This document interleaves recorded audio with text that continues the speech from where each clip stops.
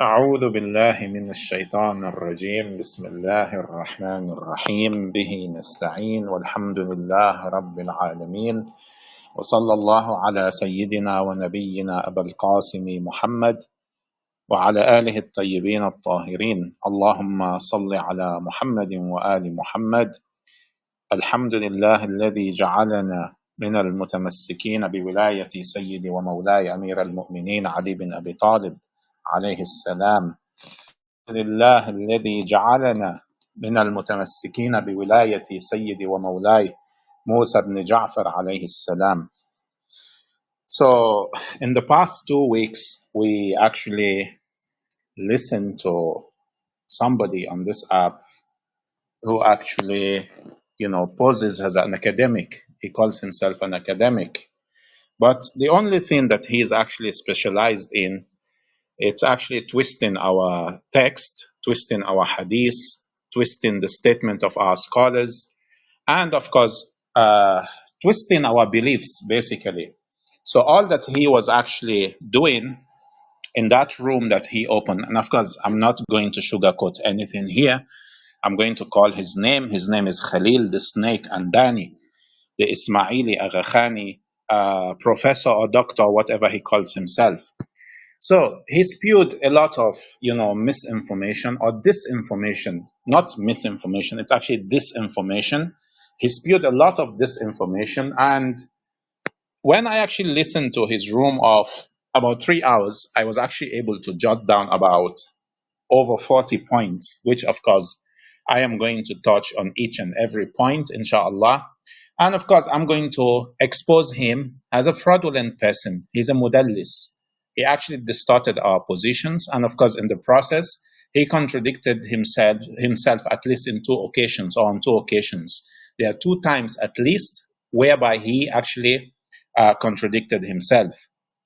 Of course, this room has actually taken long because of, due to some personal circumstances. I actually kept, postponing this room. But alhamdulillah, we are here today. And of course, I will go straight to the point. Of course, if Brother Hudson can actually come up, or any of the brothers, because if my connection actually caught, I will be able to know. But if you can tell me, if my connection goes bad, please tell me so I can hear you. وعليكم السلام. السلام عليكم جميعا ورحمة الله تعالى وبركاته. So I will start with the very first point, which he actually raised in his room 2 weeks ago. He said, we started the polemics. This is the allegation that he actually made. Now, for his information, in case maybe he has some cognitive dissonance, or maybe he has forgotten, we are not the ones who open a website, attacking Khani heresy or heretical beliefs. We didn't do that. We didn't open a website, twisting the beliefs of the Agha Khan or his statements or the scholars or the clerics or whatever of the Agha Khanis. We never did that. He did that. So he opened the website. He actually stuffed the website with lies. And of course, this is the responsibility of every Shi'i brother on this app to demand an explanation from him. Now, being at peace with people who are not attacking you, that is fine. But when somebody is actually opening a website and he has actually stuffed the website with lies and he has distorted the statement of your scholars, and this has actually been brought to his notice, and whenever he's actually told that there's actually something wrong here, this is not correct, what does he say? Just like Ibn Taymiyyah. He said, this is how the academics understand it. Like, for example, the issue of Bada. He will tell you, this is how the academics, they understand it. Habibi, the academics are not hujjah upon me. They are not some infallibles that Allah subhanahu wa ta'ala has appointed as hujjah upon the creations. Don't give me such excuse. It's kind of an escape route. Whenever you tell him anything, like, oh, this is, well, we know some of these academics, they are your paid employees in the Agha Khan Foundation anyway. We know this. They are your paid employees. So it has actually been brought to his attention several times. And before I actually went ahead and I did, those 10 rooms, when of course the Salafis were actually going to his website and they were picking lies and coming to our people here on this app, I messaged him on WhatsApp, and the WhatsApp messages are still there. I told him, I said, there are certain things that are not correct on that website. What does he say? He said, this is how the academics understand it. This is not this is not an excuse for lying. So, khalas, let all the Muslims, the Christians, the Hindus, and the Buddhists, let them all put, their differences aside, and let's hand over our faith and our salvation into the hands of your academics, basically. So this is actually a very, flimsy excuse about, well, this is what the academics, this is what they say. This is not a good excuse. This is not how academics actually speak. Anyway, on the second point, he said he's not interested in disproving 12 Shi'ism or engaging in counter polemics. First of all, I will answer you the Lebanese way. Fashar ala ra'ibtak. Fashart. That's how I will respond to you. Go ask a Lebanese what fashart means. Okay? Neither you, nor your Agha Khan, nor anybody who is greater or below you can refute 12 Shi'ism. That's the first thing. Okay? And secondly, you said you are not interested in disproving. Well, you tried, in the sense that you tried to bring up arguments, and those arguments are baseless and they will be refuted here. The third point, he said they don't have punishments or excommunicate Ismailis who leave. Well, that's not my business anyway. If you like, you can be hanging Ismailis who leave your heretical sect. And of course, this is in reference to brother Ali, who actually abandoned the Ismaili or Agha Khani heresy, and he became a Muslim, alhamdulillah. So the fourth point, he said he has spoken in other rooms about the schism that happened after Imam as-Sadiq alayhi salam. So he considered. So this is proof that, yeah, you have actually, been preaching. Now, I don't want to call names here, but there are actually several brothers. They are no longer on this app. They are no longer present. There are several brothers on this app who have actually witnessed that oftentimes when the privilege is actually given to this person and he's actually invited on the stage of the Shias, what does he do? He always tries, to find a way to actually infiltrate in order to penetrate or infiltrate and inject his poison in order for him to stand out in distinction. We have never done that. And this is a trend. This is not something new. So over the years, while I'm on this app, you always see, even though when he's actually debating or he's arguing on certain commonalities which we have, he always tries, to a distinction. Brothers here, maybe out of shame, maybe out of kindness, maybe out of respect, they do not complain. And because in the end of the day, it doesn't really matter. You're just an insignificant sect nobody cares about. It's all about, money making. Nobody cares about you. But when you actually overstep the bounds, you actually might find somebody like me who is not going to keep quiet. And of course, if you make one room, I will make 10. If you make 10, I will make 20. You make 20, I will make 100. Your Harvard certificate or degree validate your heretical views. Okay, you can be smart in twisting arguments, but guess what? When you're going to be exposed, the injury is going to be very severe, because the more you lie, the more exposing you will be very, very, very much painful. And this is what we are going to do here today. You will be exposed in a way that, wallah, you will never forget me in your life, inshallah. So we go to the fifth point. If you go to his room, which was recorded at minute 21 and 30 seconds, he contradicts himself. He actually contradicts the very definition which he gave to distinguish prophets and messengers from the Imams alayhimus salam, our Imams alayhimus salam, or the Imams generally speaking, in the case of those who believe in imama. He actually tries to, to make distinction between the Imams and the messengers and the prophets from the other hand. And oftentimes, even the Sunnis, they will come up, they will ask us, they'll be like, what's the difference between the Imams and the messengers? Tayyib, look at what he said, okay? He admitted, alhamdulillah, he admitted that his Agha Khan is a lawgiver, while earlier he said the prophet and the messengers are bringers of news to the people and warning of punishment. يعني نذيرا.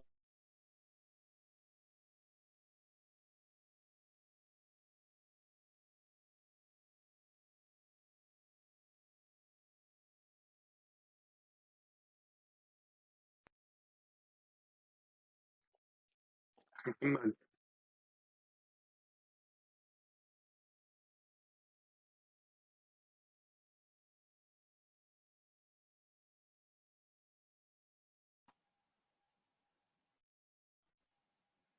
Can you hear me, Hot Sand? Yeah, okay, so we lost you at Naziran. He was يعني Naziran, and you were gone. Yeah, so, naam. So he was trying to make the distinction between the Imam and the Prophet and Messenger. He said the Prophet and the Messenger, he's a Nadir and a Bashir. In other words, he comes with good news, and he comes, of course, with legislation in terms of halal and haram, and also of punishment that is to come. While the Imam is not a Bashir and a Nadir, he is a Had. For example, in certain verse where Allah subhanahu wa ta'ala told the Prophet, he said, you are the Bashir, and for every nation there is a guide, or for every nation a guide.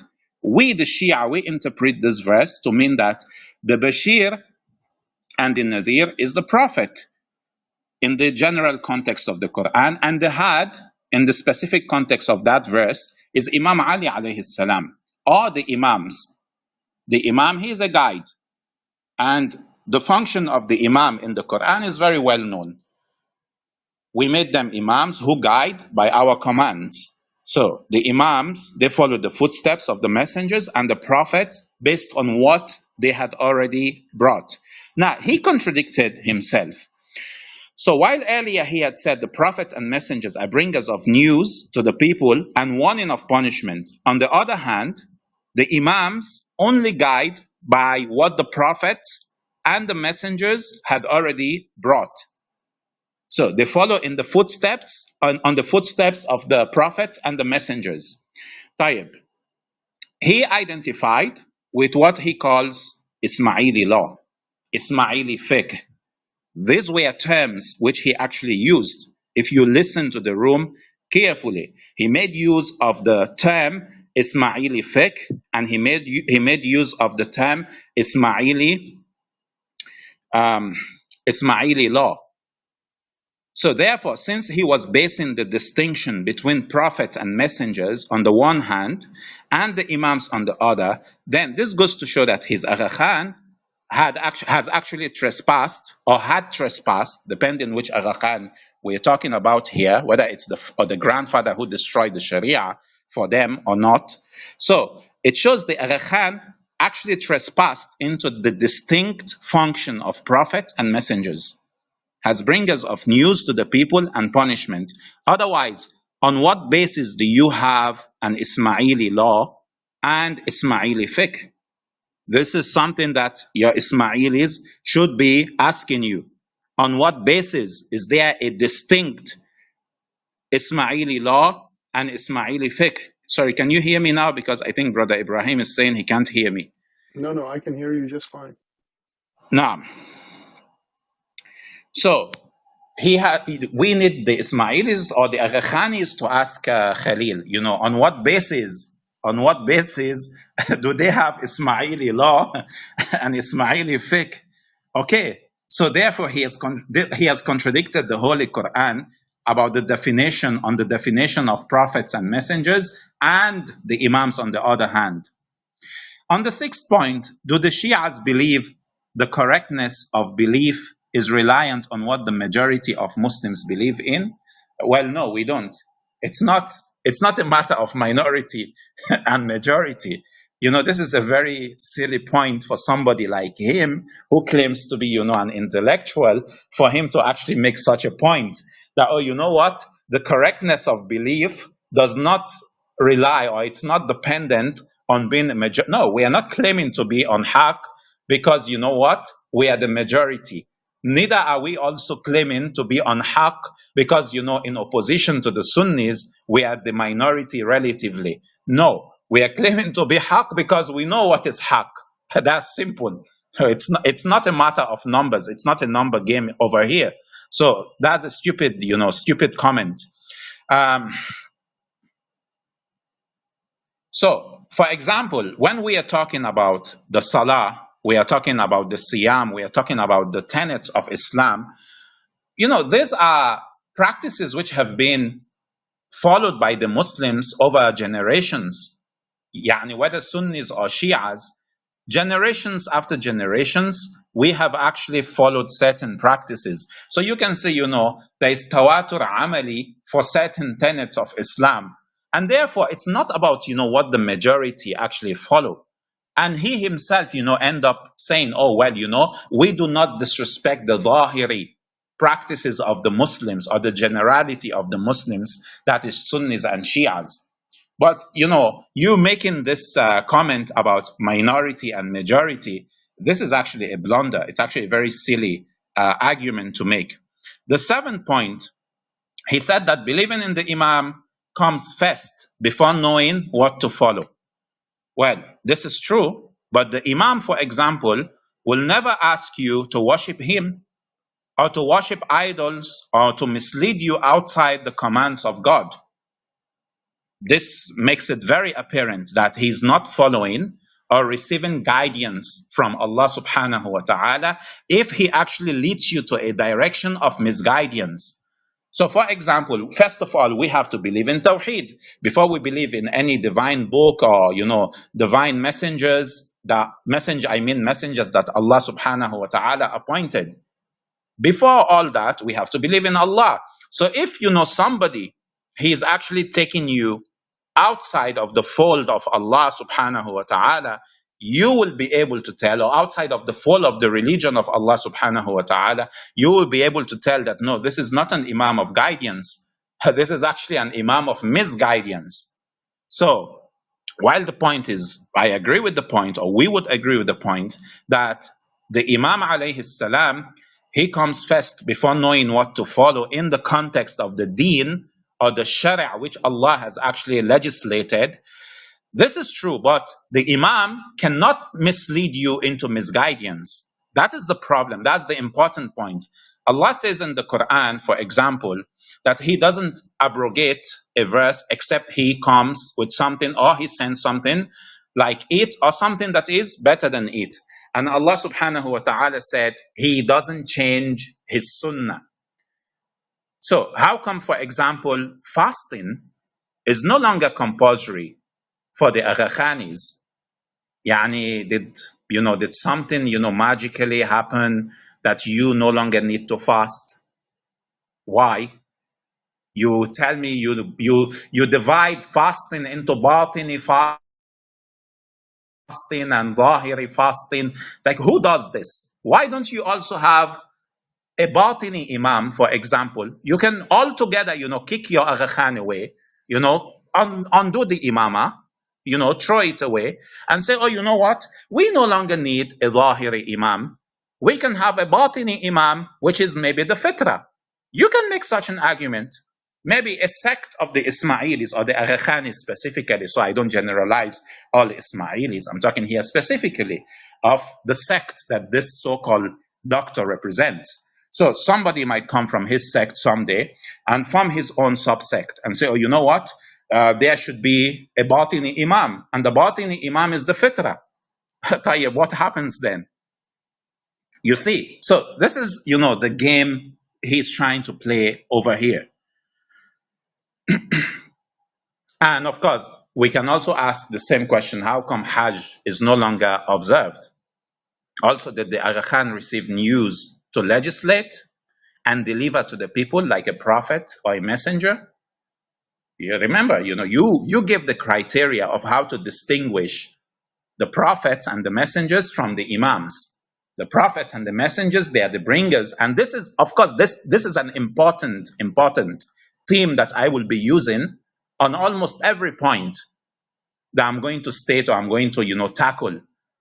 If you are going to give me the criteria for distinguishing the prophets and the messengers on the one hand and the Imams on the other hand, which is the prophets and the messengers, they are the bringers of news, of good news, or bringers of news. They are mubashirin, and they are also, the prophet is a nadhir.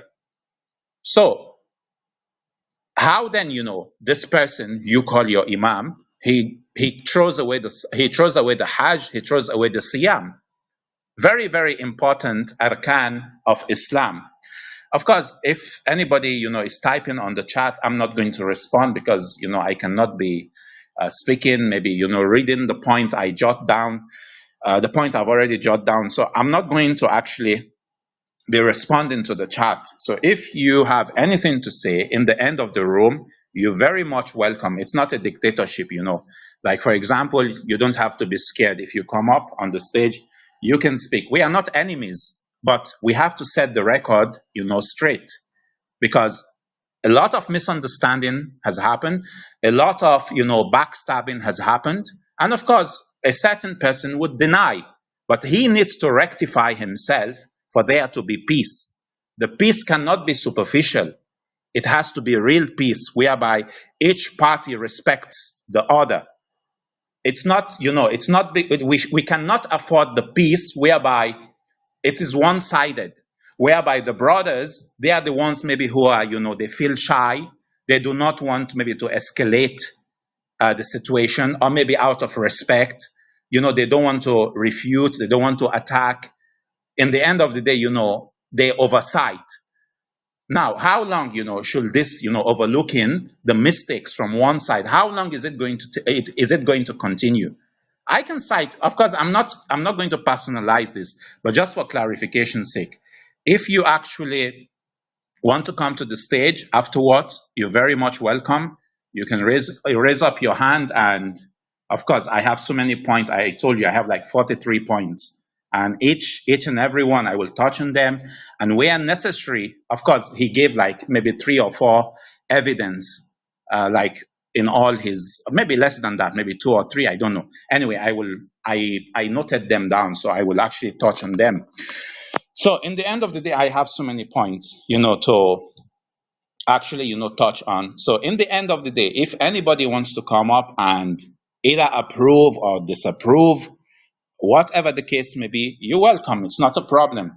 So I will continue with the 8th. Wa alaikum salam. Wa alaikum salam. On the 8th point, the Shias cannot know if their fiqh is correct because their Imam is in ghaiba. This is what Khalil Andani said. He said the Ithna, the Ithna Ashari Shias, you confused lot. You cannot know whether your fiqh is correct. Follower of the Dajjal said. This is what he said. He said, you cannot know if your fiqh is correct because your Imam is in ghaiba. And the Sunnis, they cannot know if their fiqh is correct because they don't even recognize an infallible Imam. MashaAllah. So my response is this. Well, the Ismaili Agha Khan isn't telling them which fiqh is correct. He's practically abolishing the fiqh and abolishing under which the fiqh lies. So practically speaking, the Agha Khanis in terms of fiqh, they aren't any better than Sunnis who don't have an infallible Imam. That will be my response. As for the Shia, we have enough masail issues in our books for us not to fall into misguidance. Like, for example, if you open Wasa'il al-Shia of Al-Hur al-Amili, you check, you have about 40,000 hadiths. Of course, this is like a compilation. Now, you go to Bihar al-Anwar, it's an ocean. The name is Bihar, it's an ocean. You go to Al-Kafi, it's an ocean. You go to Al-Istibsar, Man la yahdarahu al-faqih. So, in the end of the day, we have enough masail that we cannot be in misguidance. But practically, what your so-called imam is doing is demolition of the religion. Now, why is he doing this? Of course, there's a reason for this. So, for the Shia, we have enough masail for us not to fall into misguidance. Also, learned scholars acting on ijtihad are justified and absolved. Our learned scholars can teach the Agha Khan the practical laws of Islam in case he doesn't know. And in order to cover up his ignorance, he abolishes the laws of Islam. Was to abolish the laws of Islam or the furu and hide under the command of him being a so-called imam. So basically, we can also, refute him and say, well, you know what? You are not helping yourself here. Because if you want to say it is because our imam is in ghaiba, we don't know the correct fiqh. No.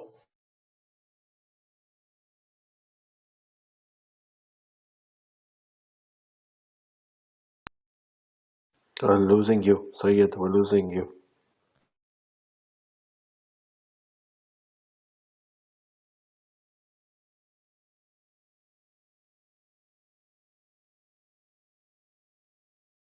If this person is living in London or living in Portugal or living in Canada or living in the US, this person is not going to know the fiqh of Islam. In the end of the day, if he's a true imam, he should be able to clarify these issues. The masail about, wudu, about the masail about mirath, the masail about so many things, the nitty-gritties of the religion. But no, because he's living in London and he's a jahil in the ahkam of Islam, and he cannot afford, because he claims to be an infallible imam, he cannot afford, for example, to enroll in the Hawza. I'm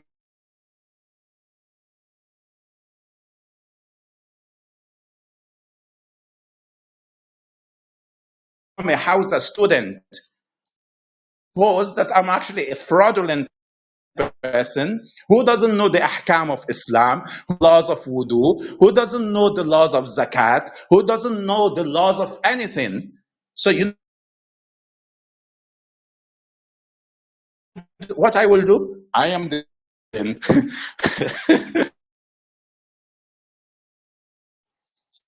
So you throw everything into the dustbin, like, well, under the cover of being an imam, I can just, act, and of course the foolish masakin who are following him, of course they will clap for him because they believe he's a descendant of the Prophet, which by the way is disputed. His nasb, even his heritage, I'm talking here, his genealogy, this is actually disputed.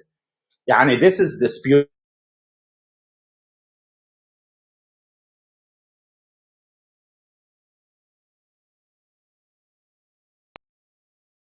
My connection is really bad. We are still going to Hajj, and this miskin or this crook is saying, you know what? It's because you don't know the correct fiqh. You don't know that you should stop praying. No, Habibi. It's not us that don't know the correct fiqh. It's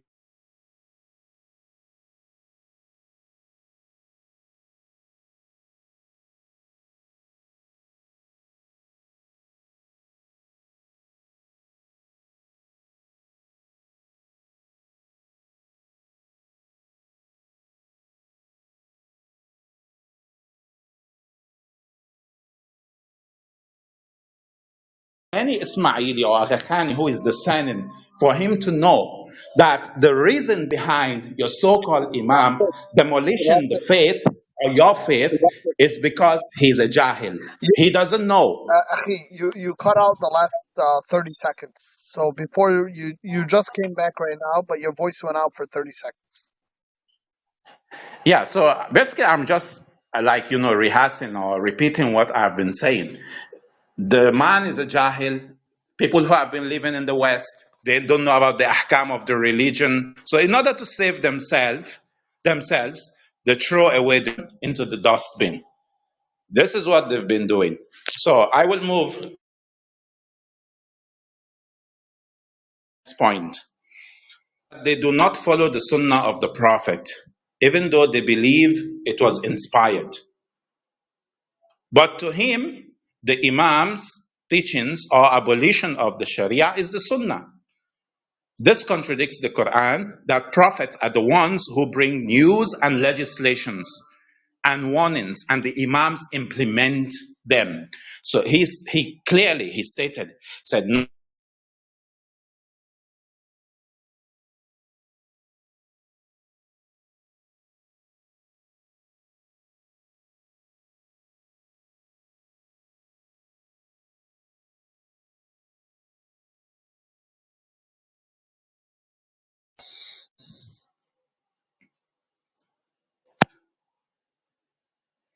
Sorry, can you hear me?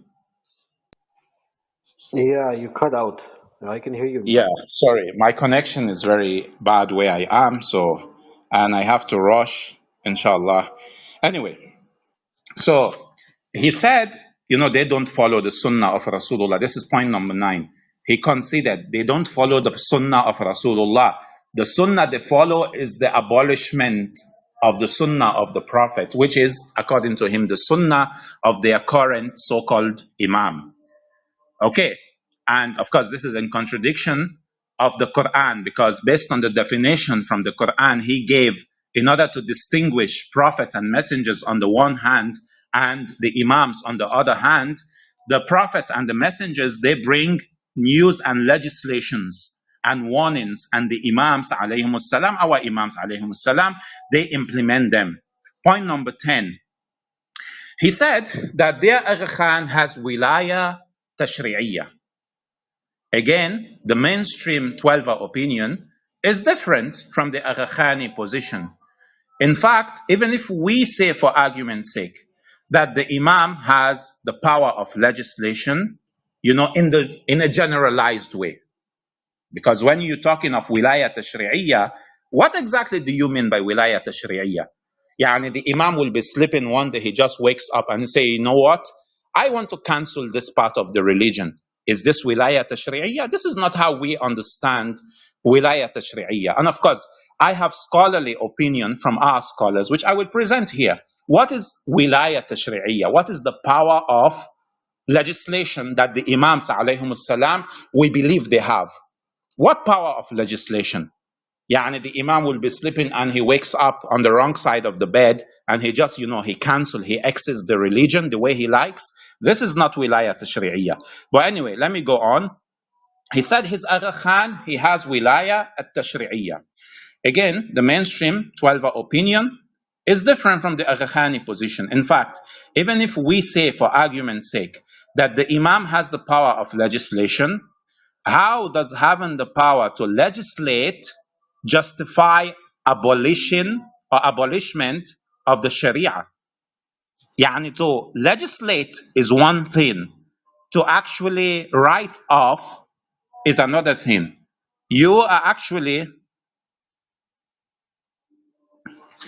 sorry, just a moment.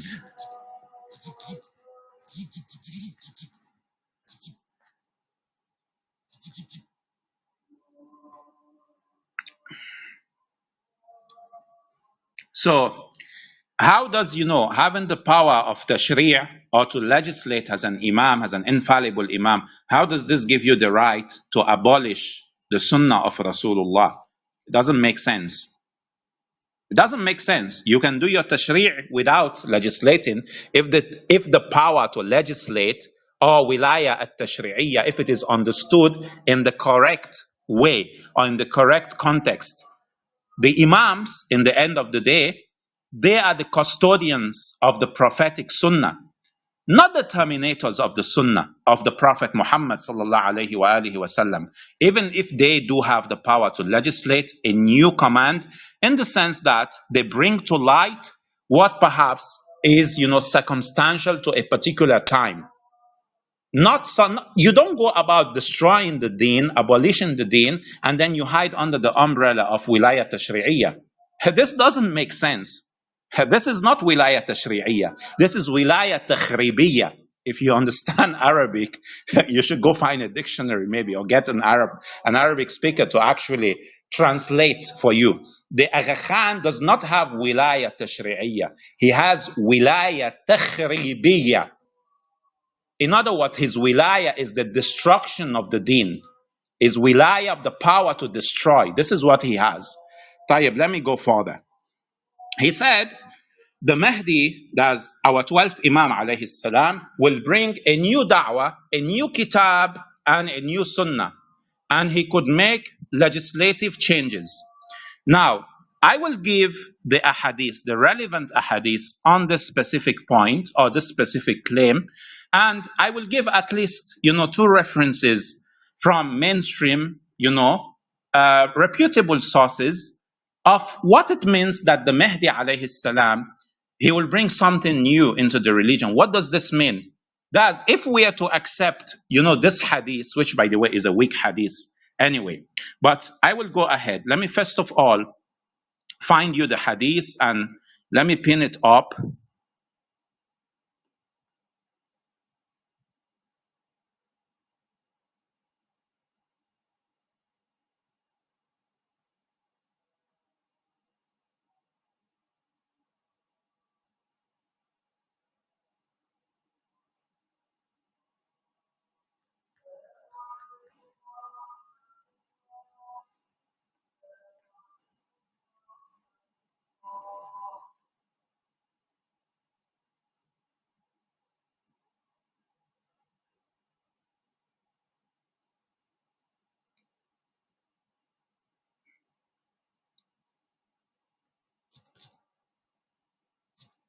So this is from Kitab al-Ghaiba of An-Nu'mani.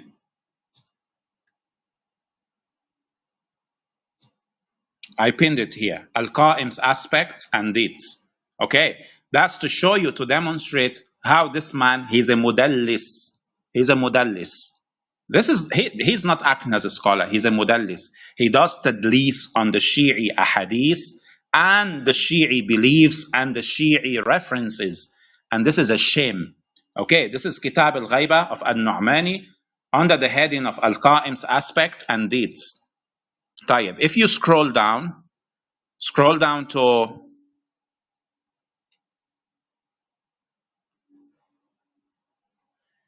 let's start from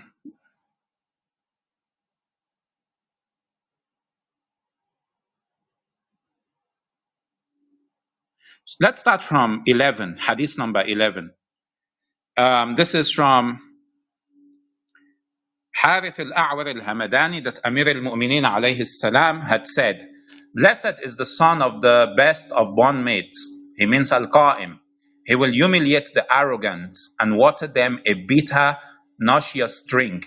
His sword will kill them terribly. Then the arrogant of Quraysh wish if they could redeem themselves with the world and all that it has to be forgiven. He will not stop until Allah subhanahu wa ta'ala pleases. So first of all, the action in this regard, in other words, the power that the Qa'im and the way he will implement his power, the methodology he will use, how harsh he will be on the Arabs in particular. This is a hadith from Amir al-Mu'minin, Ali bin Abi Talib alayhi salam. Okay, this is the foundation of the claim, basically. And the Sunnis, they use the same claim, by the way. He's using basically recycled Sunni polemics or Salafi polemics. This is what he's using against us. Okay, if you check on the hadith below, Abdullah bin Ata al-Makki had asked Abu Abdullah as-Sadiq alayhi salam about the conduct of Imam Mahdi when he would appear or reappear. Abu Abdullah as-Sadiq alayhi salam said, he will act as the Prophet has acted. He will annul all that has been established before him, as the Prophet has annulled all that has been established in the pre-Islamic age. He will resume Islam anew. So in Arabic, this is one of the hadiths, by the way, which, this Jahil, and even, the Sunnah, the Imam, he will bring a new religion. No, the Mahdi is not bringing a new religion. The way the Prophet Muhammad sallallahu alayhi wa alihi wasallam, he annulled the shirk and the kufr and the nifaq and everything that has got nothing to do with Islam in the pre-Islamic Arabia, and he brought Islam, and Islam appeared as if it's a new religion. And even when it comes to the most fundamental, which is Tawheed, it appeared, that the Arabs, we are just worshipping what we met our forefathers that we are worshipping. While this same Arabs, they actually will claim to be the descendants of Ibrahim alayhi salam, who is the father of monotheism. So in the end, the crux of the story is the Arabs found Tawheed as if it's a new concept, it's a new religion, while in essence it's not a new religion. This is the religion. Tawheed is the religion of Adam all the way to the Prophet Muhammad. In a similar way, the Qa'im will act as the Prophet Muhammad sallallahu alayhi wa alihi wasallam acted. In other words, he's not doing anything. This, putting the religion anew is actually re-entrenching the religion, re-establishing the religion. It's not like he's bringing something, from his pocket. This is not what the hadith is actually saying.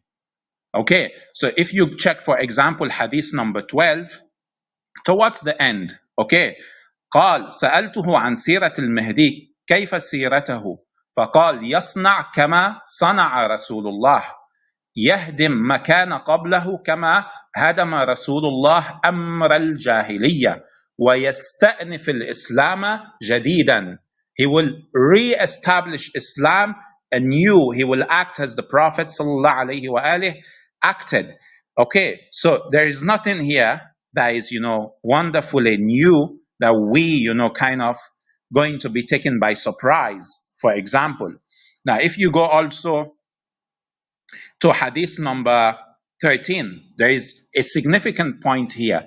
The harshness of the Mahdi, because Rasulullah Muhammad sallallahu alayhi wa alihi, he was mercy unto the world, and the Imam alayhi salam, he's also mercy unto the world. But the Mahdi alayhi salam, he will be exceptionally harsh with, his opponent for a certain reason, which the ahadith they will actually explain here.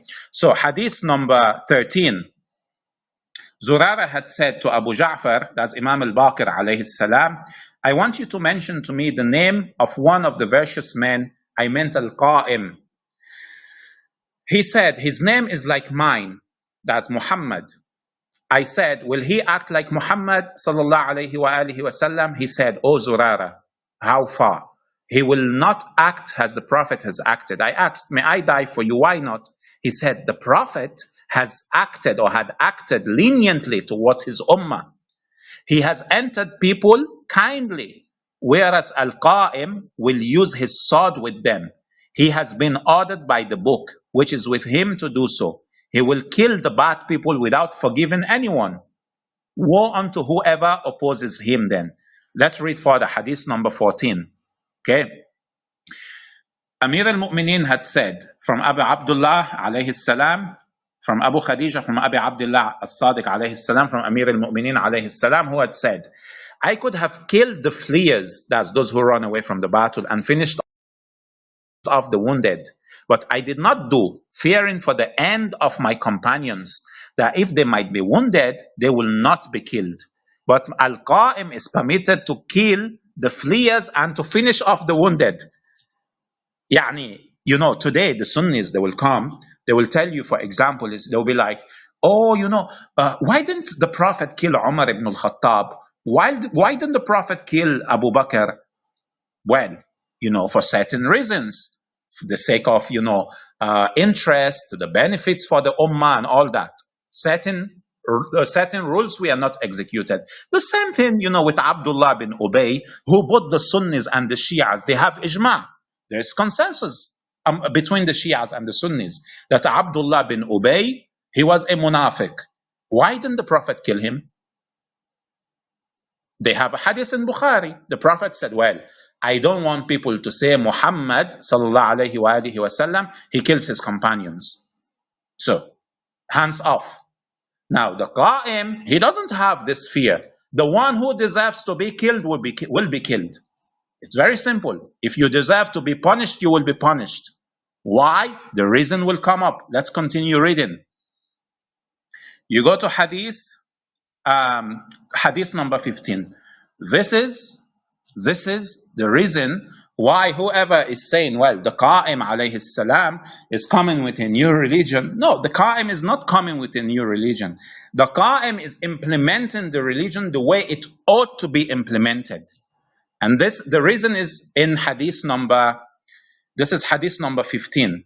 Okay, this is Al-Hasan bin Harun had said, once I was sitting with Abu Abdullah alayhi salam as-Sadiq, Imam as-Sadiq alayhi salam, when Al-Mu'alla bin Khunais asked him, will Al-Qa'im, when he appears, act unlike the way in which Ali alayhi salam has acted? He said, yes, he will. Ali has acted with leniency and forgiven because he has known that his Shia are going to be controlled after him. But Al-Qa'im, alayhi salam, when he appears, he will kill and capture because he knows that his Shia will not be defeated after him forever.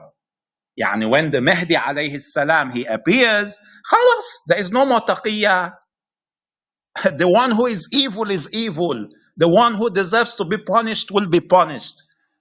Imam Ali alayhi salam, for example, they ask us the question, why didn't Imam Ali punish, for example, Ayyusha? Why didn't he punish her, what she deserves? She deserved to be punished, for example.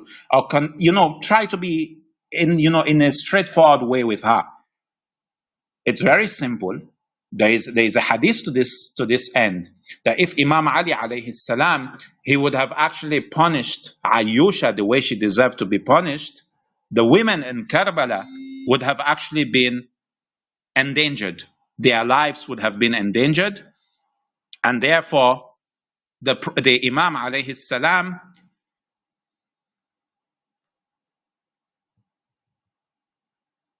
so the Imam alayhi salam, he actually did not implement certain, punishments. And the same thing, they will ask you, for example, why didn't, the Imam retake Fadak? Why didn't he do this? Why didn't he do that? In the end of the day, there are certain reasons, there are certain wisdom behind certain actions. Of course, I don't expect this, this so-called, pupil of Harvard to understand these things. I don't benefit anything listening to you. You should perhaps, even if you're an Agha Khani, go to the Hawza, at least understand the core of Shi'ism, so that you understand the religion the way it ought to be understood, so that you can understand the deen. Your Imam doesn't give you that knowledge. Our scholars in the Hawza, they will give you that knowledge. Not your Imam, not your Agha Khan. No. Anyway, I will continue further.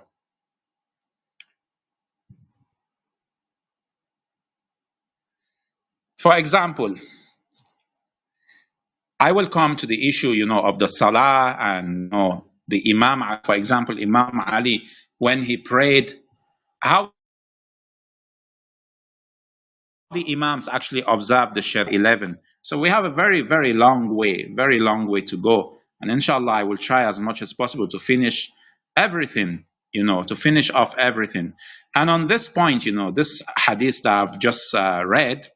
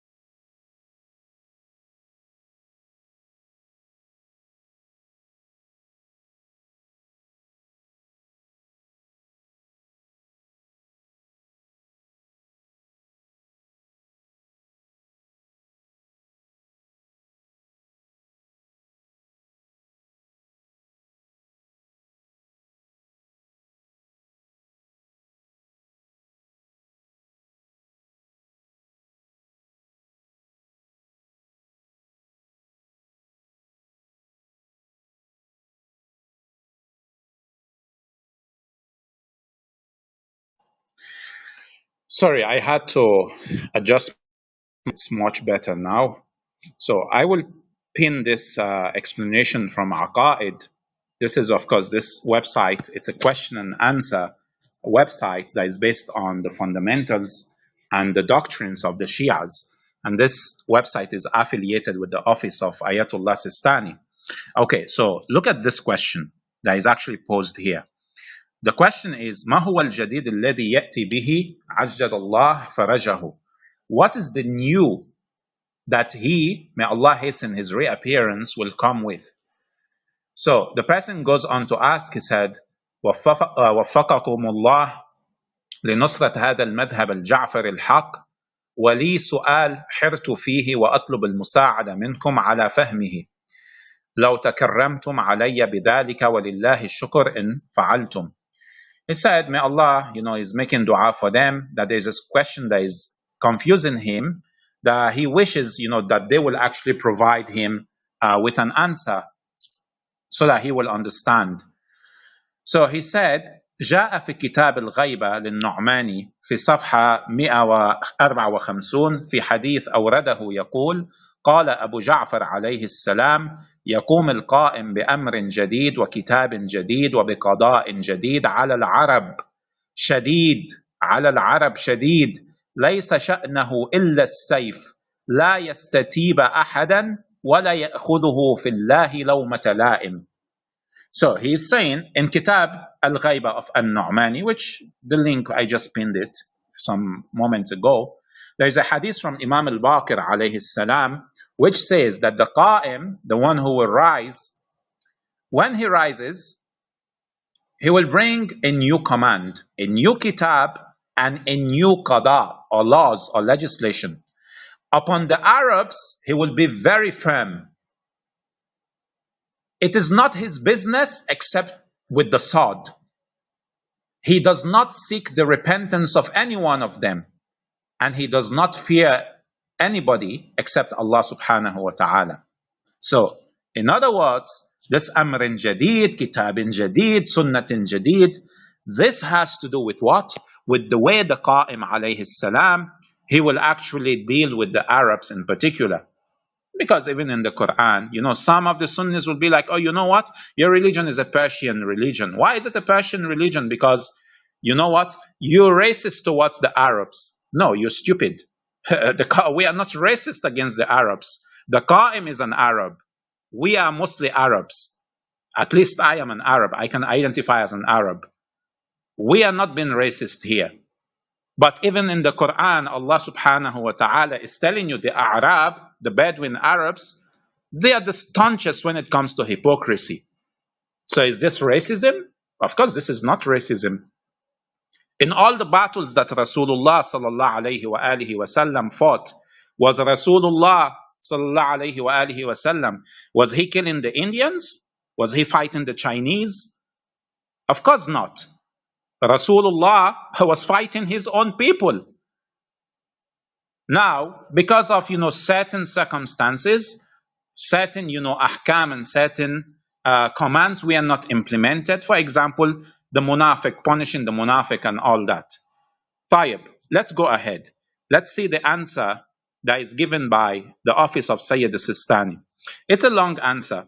He said, first of all, ليس لهذا الحديث سند معتبر بل فيه ضعف. First of all, for this hadith, the sanad is not mu'tabar. The sanad is weak. There is ضعف. There is weakness in the sanad.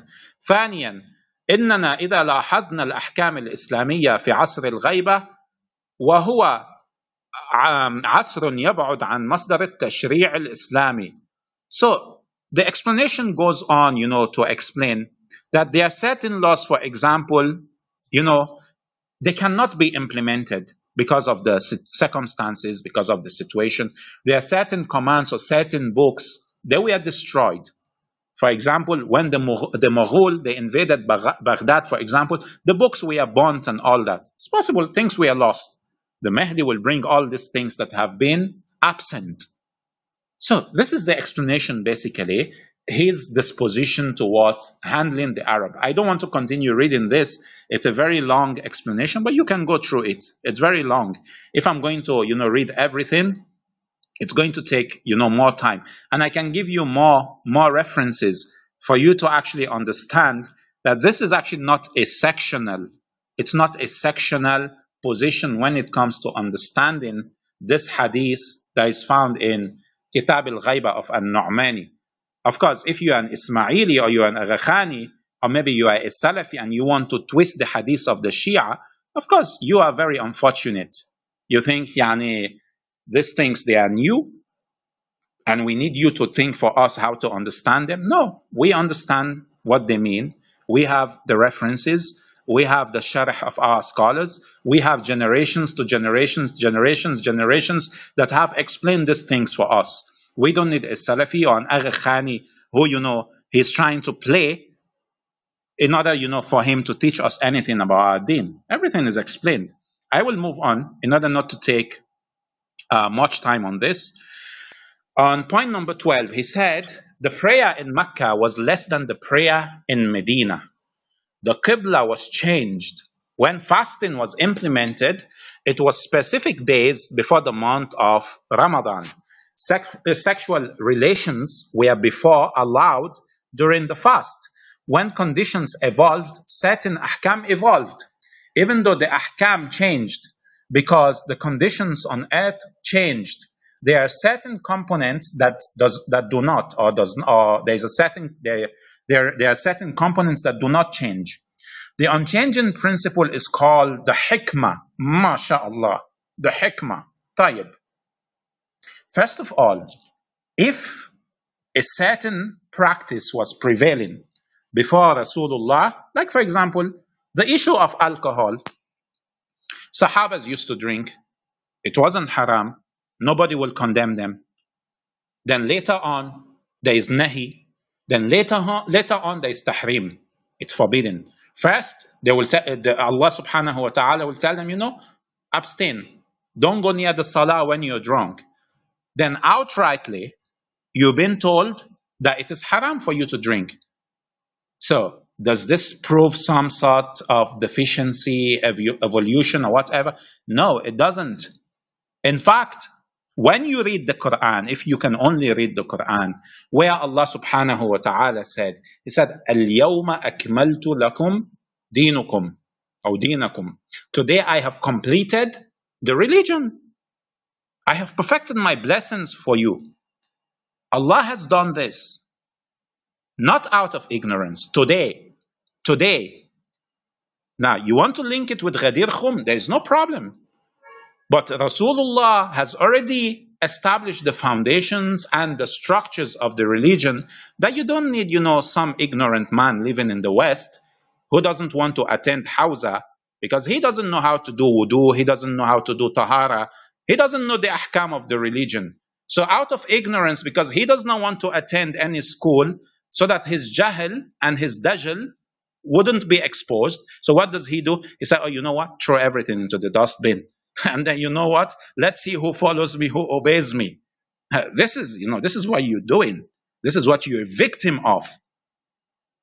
And you want to lecture us? No, it's not going to go unreplied. You'll be I'm replied not on every. coming to lecture you, Rafid. I respect you, and I respect all the people that came before. And it's not my place to judge anyone or say the intentions of anyone, if it was good or bad. And I'm not coming to disrespect you. I honor that you let me come up here. And I just want you to know that there are some mistakes we have in the religion. I think you saw them and you maybe know some of them even. And you have also knowledge and I have my knowledge and you have your knowledge. At the end, we should not be fighting together, or suppressing any. Brother Muhammad, with all due respect, I believe your name is Muhammad. Yes, yes. With all due respect, just permit me to continue, and inshallah, towards the end, you can give your contributions, you can give your views, your opinions, or whatever you have to contribute. But let me just continue, please, because there is a long way to actually go, and I'm actually in a hurry because, No, I want to. Thank you very much. Thank you. So I will go on, to point 13. He said the fasting of the mind and heart, it is a more it is a more intense form of fasting than the fasting from the food and drink in the holy month of Ramadan. MashaAllah, MashaAllah. So, wallah, ajib, ajib. Fasting, there's a batini fasting. Hajj, there's a batini fast. Salah, there's a batini salah. Tayyib, Imam, why there's no batini Imam? We should have a batini Imam. We should say the fitra is the batini Imam. Khalas, Agha Khan, Allah ma'ak. May Allah go with you. We don't need you anymore. Ajib. Tayyib, number 14, point 14. He said it is found in Kafi that the Imams can abrogate their teachings. The Hadith is abrogated just as the Quran is abrogated. Al-Kafi, Kitab al-Hujjah, chapter 21, Hadith number 3, Hadith number 8. Okay. Then point 15, anything that comes from the Imam is from the Prophet. Point 16, he again cites Al-Kafi, Kitab al-Hujjah, chapter 43, Hadith number 3, perhaps the different versions that he's using. So let's examine the Hadith that we have in Al-Kafi, and let's see, how this Mudallis, he's actually deliberately twisting our ahadith. I will pin for you the hadith.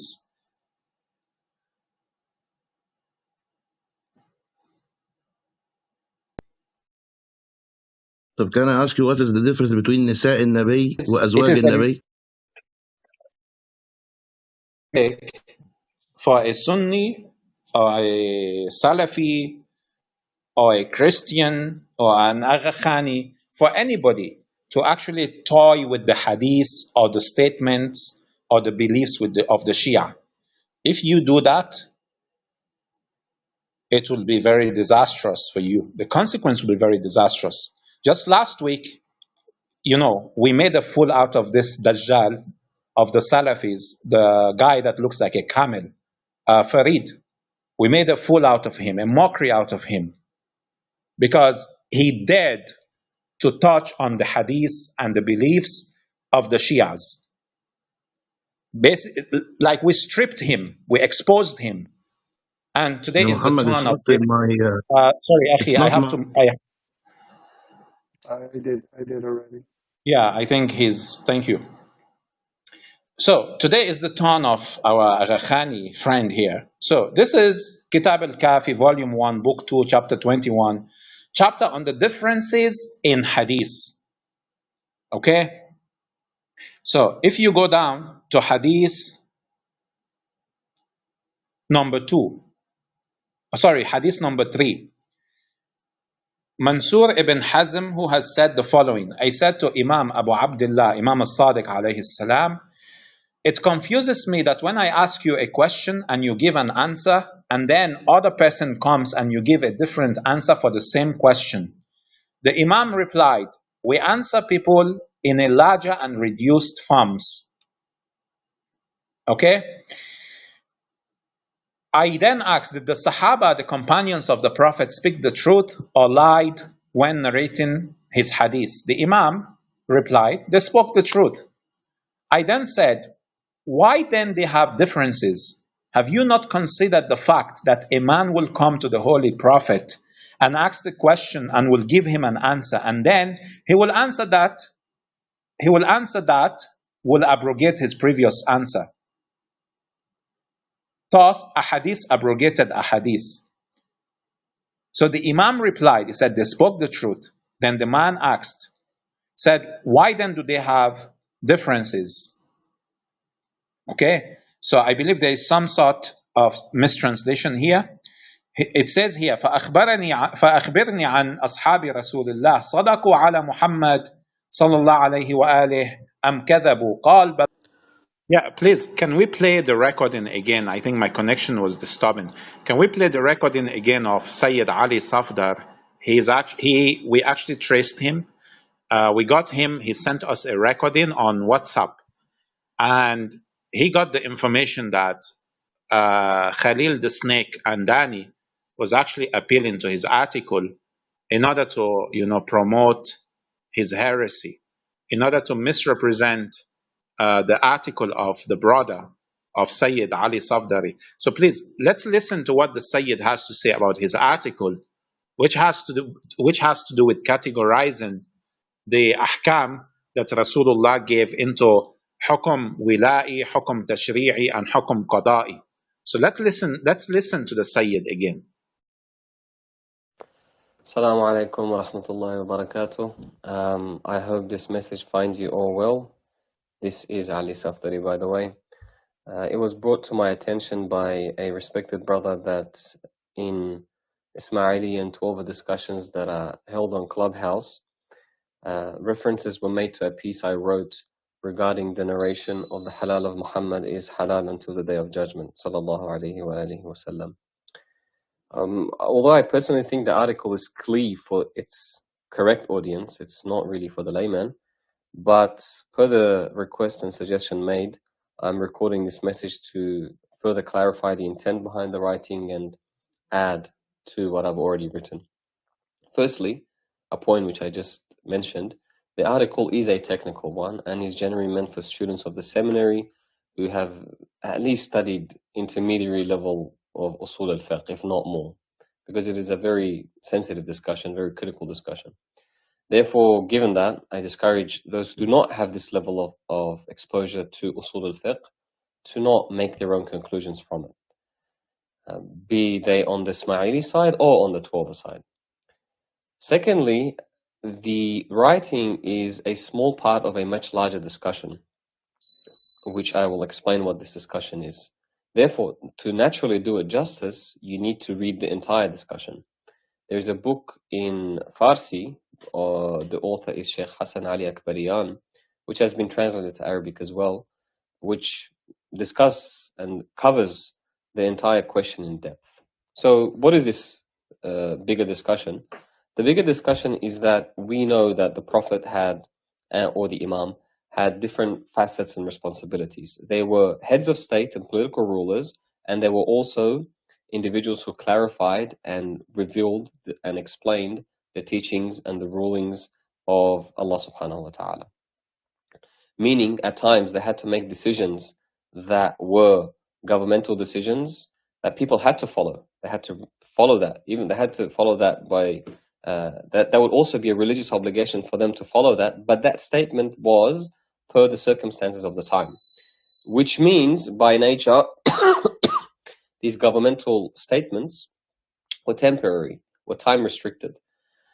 And as such, our task as someone who is dealing with the akhbar, of the reports of the Ahlul Bayt and the Prophet, is when we're dealing with a narration, we're trying to identify whether this statement is a temporary statement, meaning it is one that pertains to the government, to judiciary, to personal matters, or was it something that pertains to his responsibility, to his status as the Prophet of God, revealing the laws of God, revealing the laws of the religion.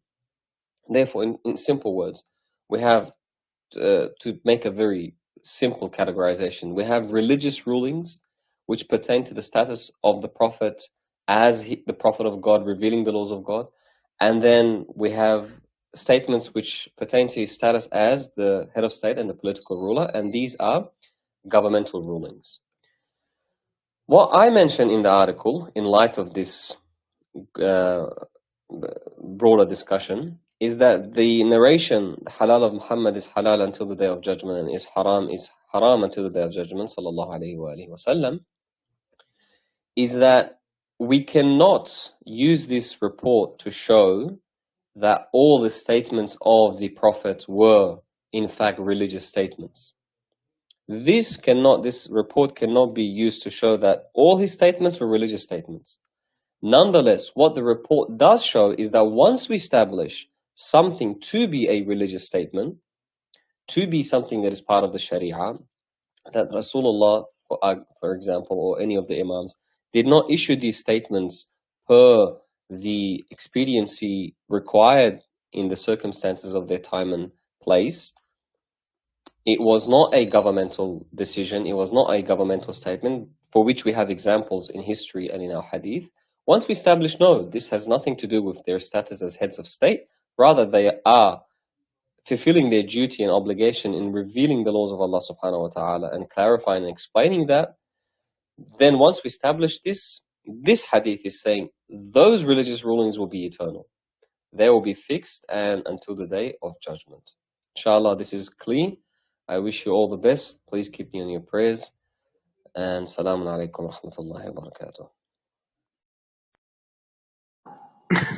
Subhanallah. Can you guys hear me now? Yes, we can hear Yes, you. you can. No. So this is actually based on the appeal that Khalil the Snake and Danny made in reference to the article that is pinned here of the esteemed Sayyid, may Allah bless him. Khalil tried to misrepresent his article to make it seem as if the Sayyid is saying, that there are certain things that can be abrogated. The Sayyid in his article, as he explained, he's saying whatever is established to be part of the deen, it is hukum tashri'i, this cannot be abrogated. What is hukum wila'i? It is actually the governmental commands of the Prophet. They can be circumstantial. For example, the eating of the donkey meat, which unfortunately, like the Sunnis will tell you, no, this is forbidden. Now, if you go to a hadith of Imam as-Sadiq alayhi salam, he explained why, the Prophet suspended. This was a suspension. It was a nahi, and it was not tahrim. So Khalil is trying to use these explanations or these categories of commands in Shi'i fiqh. He is trying to use this in order to justify his so-called Imam abrogating the Sharia, canceling out certain aspects of the Sharia. Of course, this is part of, the tadlis, which I am speaking of. Okay.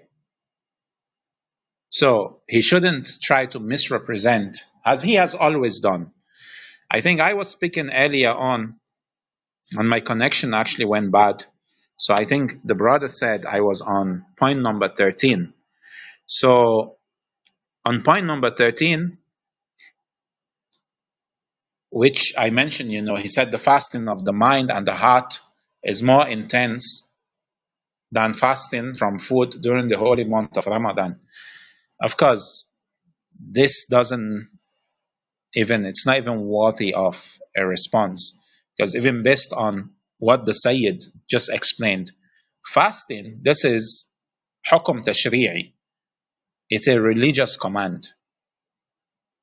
It's not a hukum wila'i. So since it is established to be hukum tashri'i, it's there till yawm al-qiyamah. An imam will not come and say, oh, you know what? I want to undo this.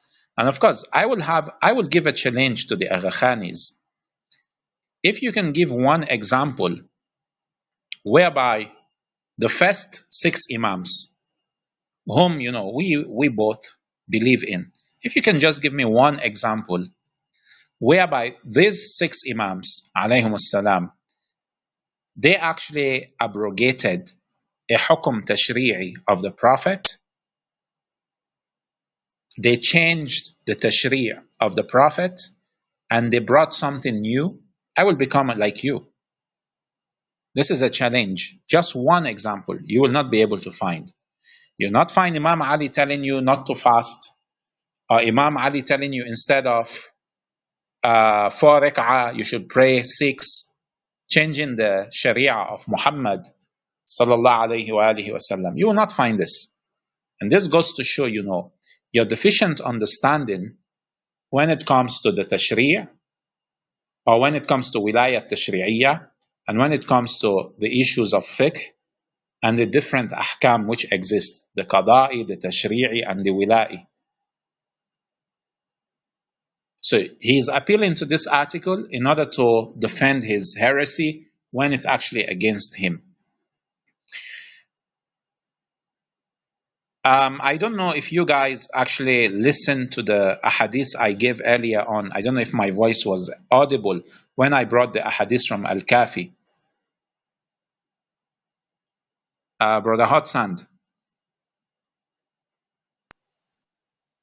Yes, yes, we can hear you. No, earlier, did you guys hear me when I was explaining the ahadith in Al-Kafi about Imam al-Mahdi alayhi salam? I did not, personally. You did not hear No, me. no. We didn't. You cut out. Oh, wow. Okay. So he also, of course, he appealed to certain ahadith from Al-Kafi, and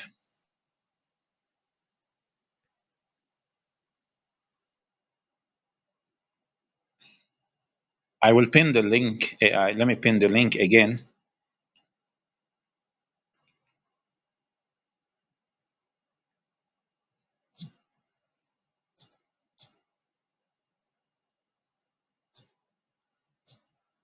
So this is from Kitab al-Hujjah from Al-Kafi. For example, hadith number 3. So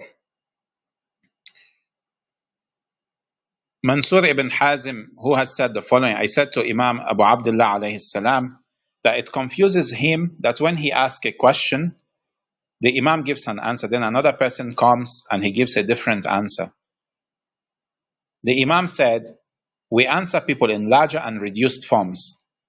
Then he asked, did the Sahaba, the companions of the Prophet, did they speak the truth or lie when narrating the hadith or his hadith? The Imam said they spoke the truth.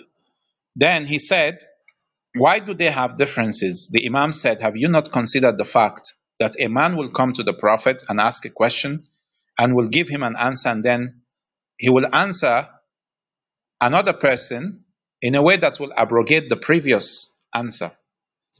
So, in other words, the Imam here is not saying he's abrogating, he's saying about the Prophet himself, sallallahu alaihi wasallam, abrogating the ahadith.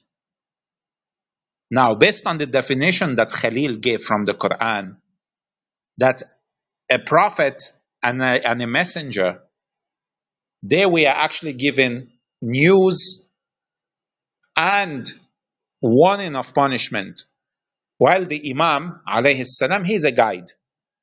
Based on this distinction, what the prophet can bring to the religion, it's not the same thing that the Imam, alayhi salam, brings. Because the Imam is not receiving wahi in the form of tashri' or news for the people. He's guiding based on the sharia of the Prophet Muhammad. And of course, there's a very long article to this effect, which I actually prepared. And of course, this is from the website of Sheikh Fawzi al-Saif. And of course, he's a prominent cleric, and he studied under prominent maraja. And he explained this topic about wilayah tashri'iyya in a very good way. It's in Arabic, so I will try to read as much as I can. And if you cannot hear me, please, Brother Hudson, just flash me on WhatsApp if you cannot hear me. Can you hear me, Akhi? Yes, we can. Yeah. So this is Sheikh Samahat al-Sheikh Fawzi al-Saif. Just a brief introduction. He studied under, prominent maraja. If you scroll down into his biography, he studied under Sayyid Muhammad Taqi al-Mudarrasi Ayatullah, Allama al-Sayyid Abbas al-Mudarrasi, Allama al-Sayyid Muhammad Rida al-Shirazi. Then if you go further, it says, أكمل دراسته دراسة المنهج الحوزوي في الفقه والأصول على يد آيات الله الصالح الزنجاني. He studied under Ayatullah al-Salih al-Zanjani. He also studied under Ayatullah al-Wahid al-Khurasani. Then he studied under Ayatullah al-Subhani and under Sayyid Muhammad al-Shirazi. So he studied under prominent Ayatullahs. In this article, هل الأئمة والفقهاء مشرعون في الدين أم لا? Are the Imams and the Fuqaha, the jurists, do they legislate in the religion or not? And let's see, I will read as much as possible. He said, في رواية عن سيدنا ومولانا أبي جعفر محمد علي الباقر, in a report from Imam al-Baqir alayhi salam, he said, the Imam said, that Allah subhanahu wa ta'ala trained the Prophet in the best training. Then when he trained him in the best possible way, Allah told him, وَإِنَّكَ لَعَلَى خُلُقٍ عَظِيمٍ, you are of the best moral standard. Then Allah gave him authority in the issues of religion and in the issues of the ummah to guide the people. Then Allah told the people, مَا أَتَاكُمُ الرَّسُولُ فَخُذُوهُ وَمَا نَهَاكُمْ عَنْهُ فَانْتَهُوا. That whatever the messenger gave to you, follow it, and whatever he prevents you or prohibits you, refrain. That Rasulullah, he was actually supported by the Holy Spirit, by the Ruh al-Quds,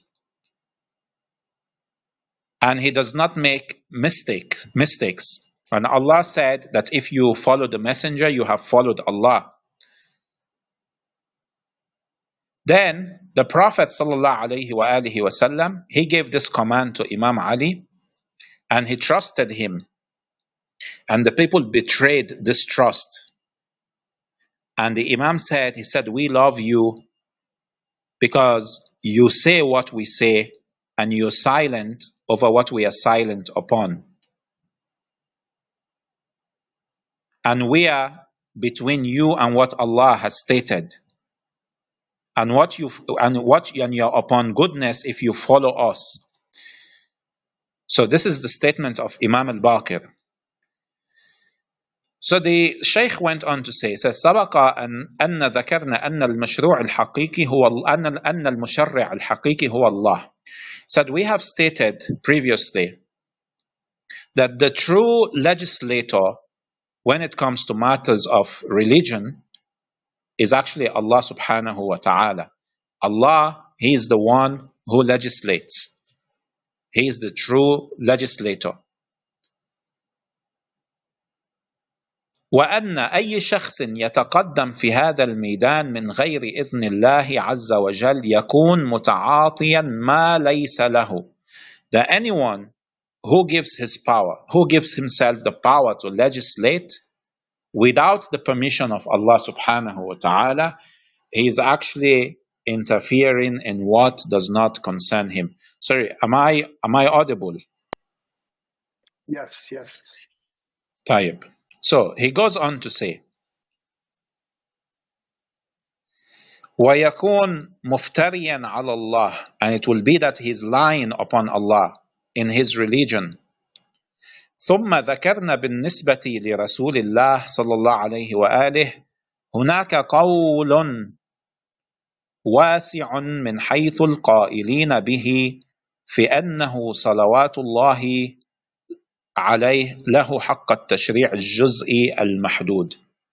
That there is a qawl, there is a view that Rasulullah sallallahu alayhi wa alihi wasallam, he has the power of legislation or tashri' in the religion that is partly unlimited.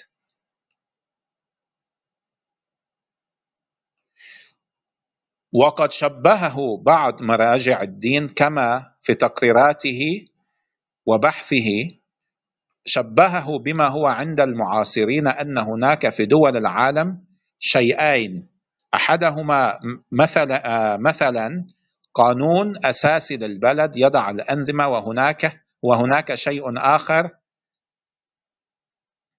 بمتمم القانون ومفصله.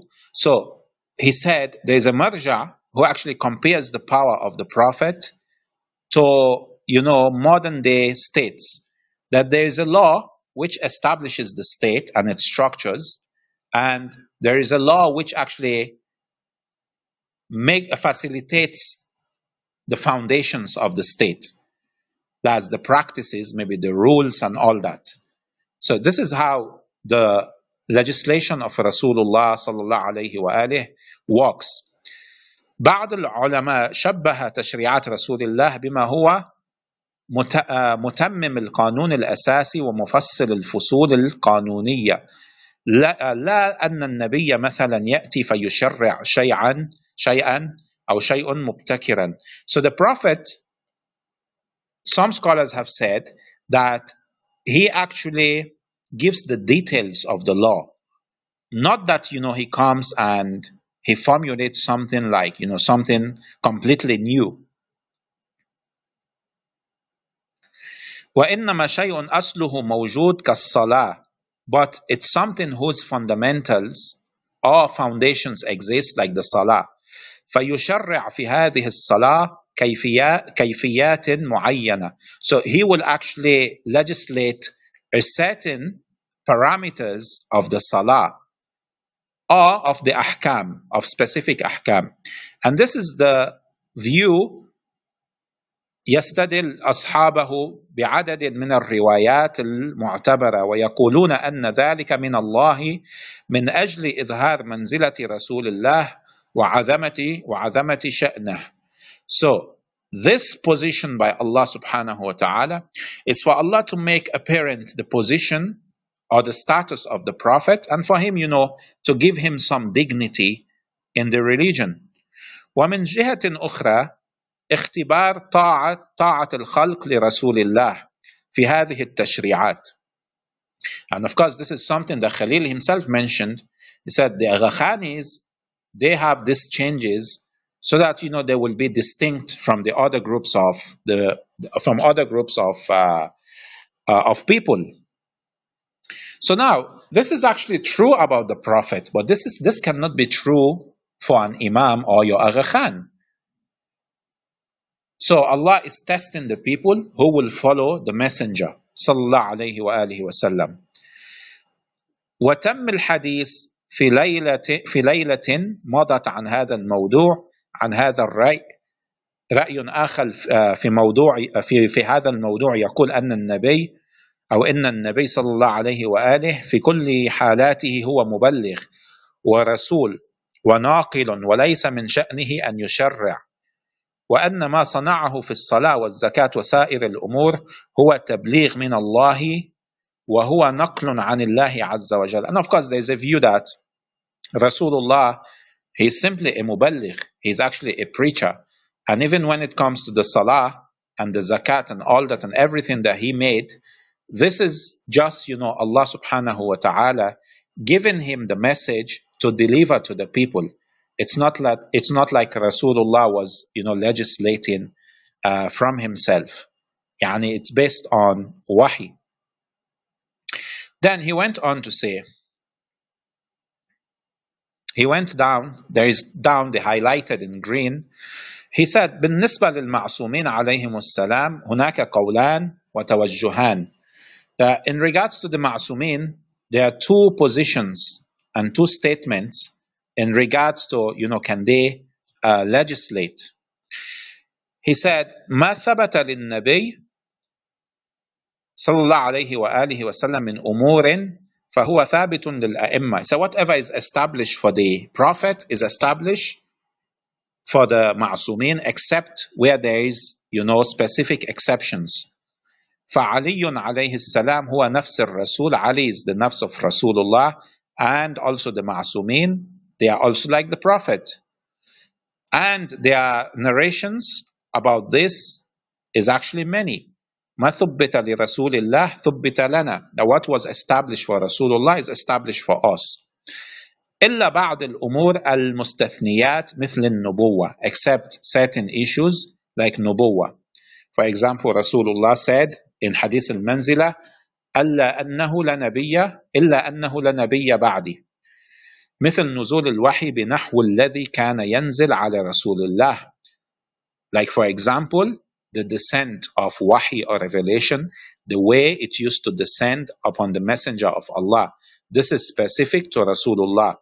فهناك مجموعة من الأمور هي خصائص لرسول الله. So there is a specific group of issues that is only for the Prophet. وهذه لا يشترك فيها معه غيره حتى الأئمة عليهم السلام. And on these issues, nobody takes part in them along with the Prophet, even the Imams. ما عدا هذه الأمور ما ثبت لرسول الله يثبت بالمعصومين. Other than these exceptions, whatever is established for the Prophet is also established for the Ma'sumin. For example, the Imama, the Isma, it is obligatory to obey them. That what they say is Hujjah, and they have Wilaya or guardianship. So he went on to say, he said, the people who hold this view, they say that whatever was established for Rasulullah in his right to legislate is also established for the Ma'sumin. And then he went on to say, so, وَرُبَّمَا أَيْضًا يستفيد هؤلاء من بعد ما ورد في الروايات التي تفيد التفويض إليهم كالرواية الواردة عن الإمام الباقر. That Rasulullah has given them the mandate or the command based on a narration from Imam al-Baqir. ثم إن النبي فوض إلى علي وأتمنه. That Rasulullah, he did tafweed, he handed over authority to Imam Ali alayhi salam, and he entrusted him. So on this basis, whatever is due to the Prophet is due also for the Imam alayhi salam. هنا تفويض في الرواية لكنها لم توضح هل هو تفويض في أمر التشريع أو في أمور أخرى. That this tafweed is not clear from this narration whether this tafweed or this delegation of authority from the Prophet to the Imam, it includes the right of tashri', the right to legislate, for the Imam alayhi salam to legislate. Okay, so he went on to say, لكن أصحاب هذا الرأي يقولون بما أن النبي قد فوض إلى علي فإذن حتى التشريع يكون من حقه. So when the Prophet has delegated authority, then even tashri' is the right of the Imam. Now, what does it mean when we say tafweed or delegation? He goes on to explain. He said, التفويض هو الإيمان بأن الله قد فوض إلى النبي أو فوض إلى المعصومين. He said, tafweed means it is faith that Allah subhanahu wa ta'ala has delegated authority to the Prophet and to the معصومين. وفيه بحث مفصل وفيه كلام كثير ذكره العلامة المجلسي رحمه الله. That on this there is a long explanation and there is a long research which Allama al-Majlisi, may Allah have mercy on him, has explained in Bihar al-Anwar. He said, إن التفويض يتصور على 9 وجوه. That tafweed can be explained in 9 ways. بعض هذه الوجوه كفر. So some of these ways, they are kufr, they are outright disbelief. For example, قد يعتقد شخص أن الله تعالى بعد أن خلق الخلق فوض كل شيء إلى النبي والأئمة وتركهم. That there are some who will believe and say that when Allah subhanahu wa ta'ala, he created the creation, he actually handed over everything to Rasulullah Muhammad sallallahu alayhi wa alihi wa sallam, and the Imams, he handed everything to them and he left them. In other words, in a form of resignation. What does Allama al-Majlisi said? He said, هذا القول يعتبر من الكفر الذي هو خلاف توحيد الله عز وجل. Said this is actually disbelief which negates tawheed of Allah عز وجل. He said, وَنَحْنُ الشِّيعَةُ الْإِمَامِيَّةُ لا نعتقد أن الله سبحانه وتعالى فوض الخلق بهذا النحو إلى أي أحد. That we, the Shia Imamiyya, we do not believe that Allah subhanahu wa ta'ala has given such delegation of authority to anyone from among his creations.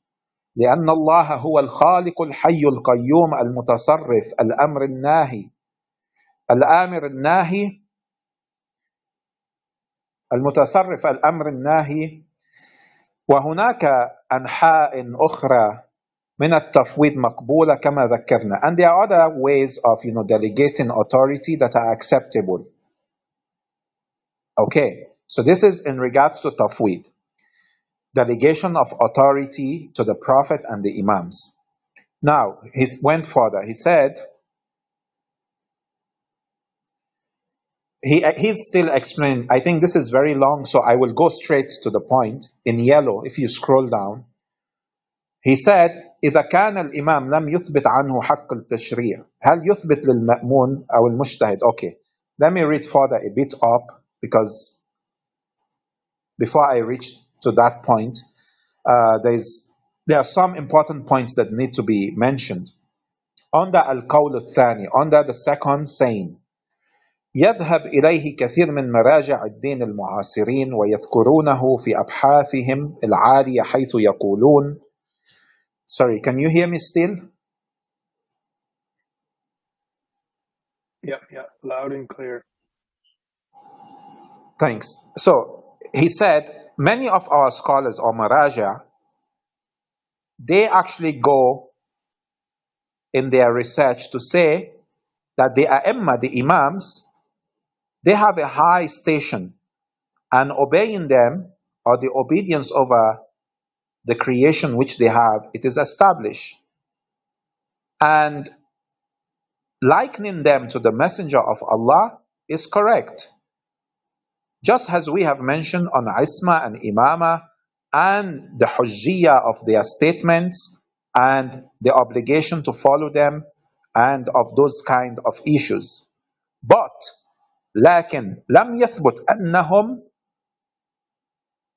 شرعوا كرسول الله حكما من الأحكام. This is very important. It has not been established that they have legislated, as Rasulullah sallallahu alayhi wa alihi wasallam legislated any command from among the commands.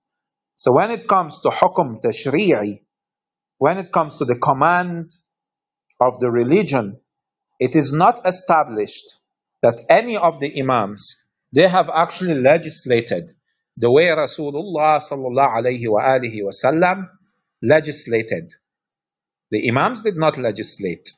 So for you to come and tell me that your Agha Khan did this or your Agha Khan did that, you are actually claiming that your Agha Khan is actually a Rasul.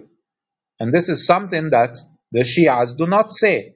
And even based on the distinction which Khalil gave, that the Rasul and the Prophet, they bring news of legislation for the people, new commands for the people, while the Imam is a guide.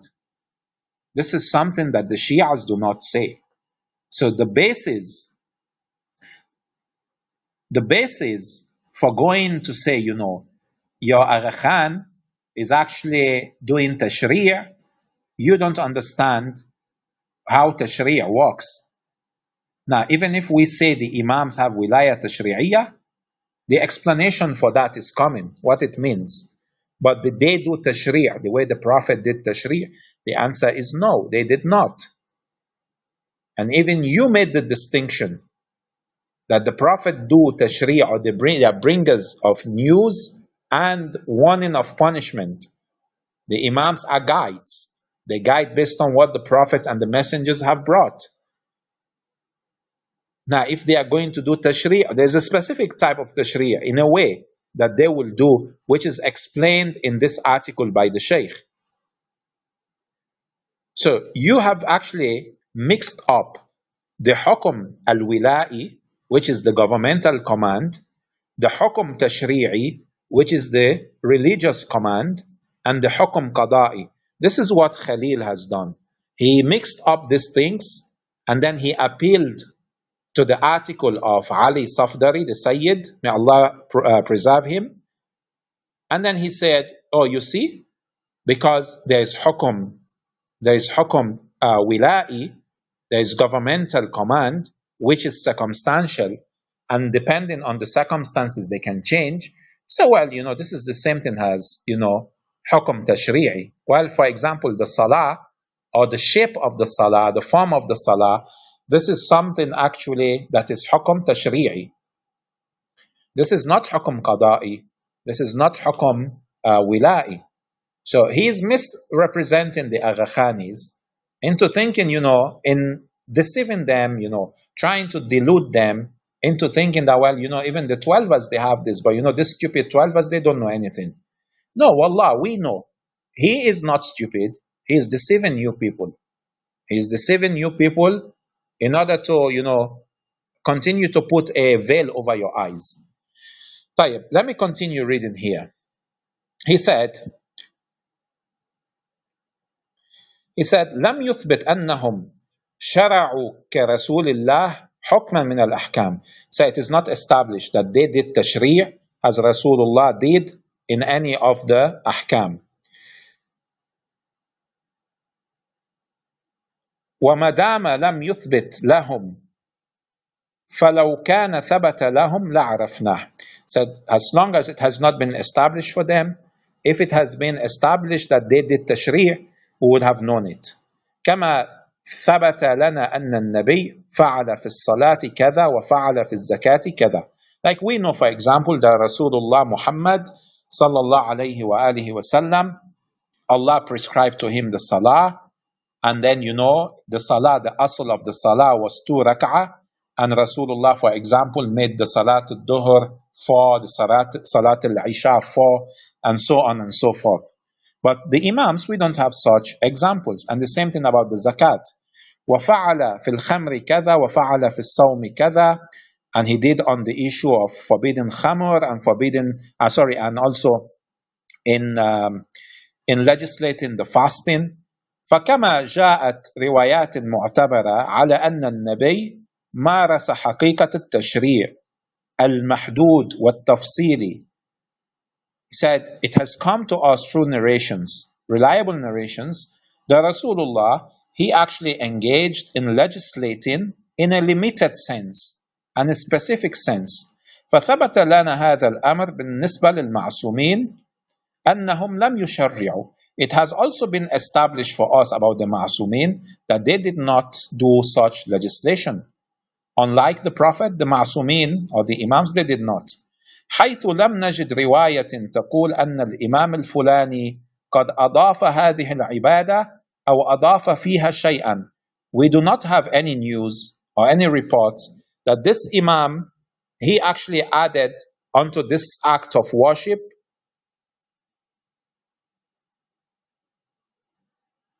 أن الإمام الفلاني قد أضاف هذه العبادة أو أضاف فيها شيئا, or he added a specific act of worship, or he added to a specific act of worship a specific action. We don't have any such evidence. And this is why I told the Agha Khanis who are listening, if you have any example whereby the Imams alayhum salam, the first 6 Imams that we share faith in, if you actually have any example where they actually did tashri' like Rasulullah did, show me. You will not find. Okay. حيث لم نجد رواية تقول أن الإمام الفلاني قد أضاف هذه العبادة أو أضاف فيها شيئا أو أنه مثلا منع هذا الأمر وكان مباحا, or that a specific Imam made forbidden a specific act which was permissible, أو أباح ذلك الأمر وكان ممنوعا, or he actually did something that was forbidden, he made it permissible, or made permissible what was forbidden. There is no such thing. لم نجد ما يثبت هذا الأمر. There is no such thing to establish this. ولكن الأئمة عليهم السلام مارسوا الأحكام الولائية. So the Imams, they actually exercised authority in governmental commands. وهي مختلفة عن الأحكام الشرعية.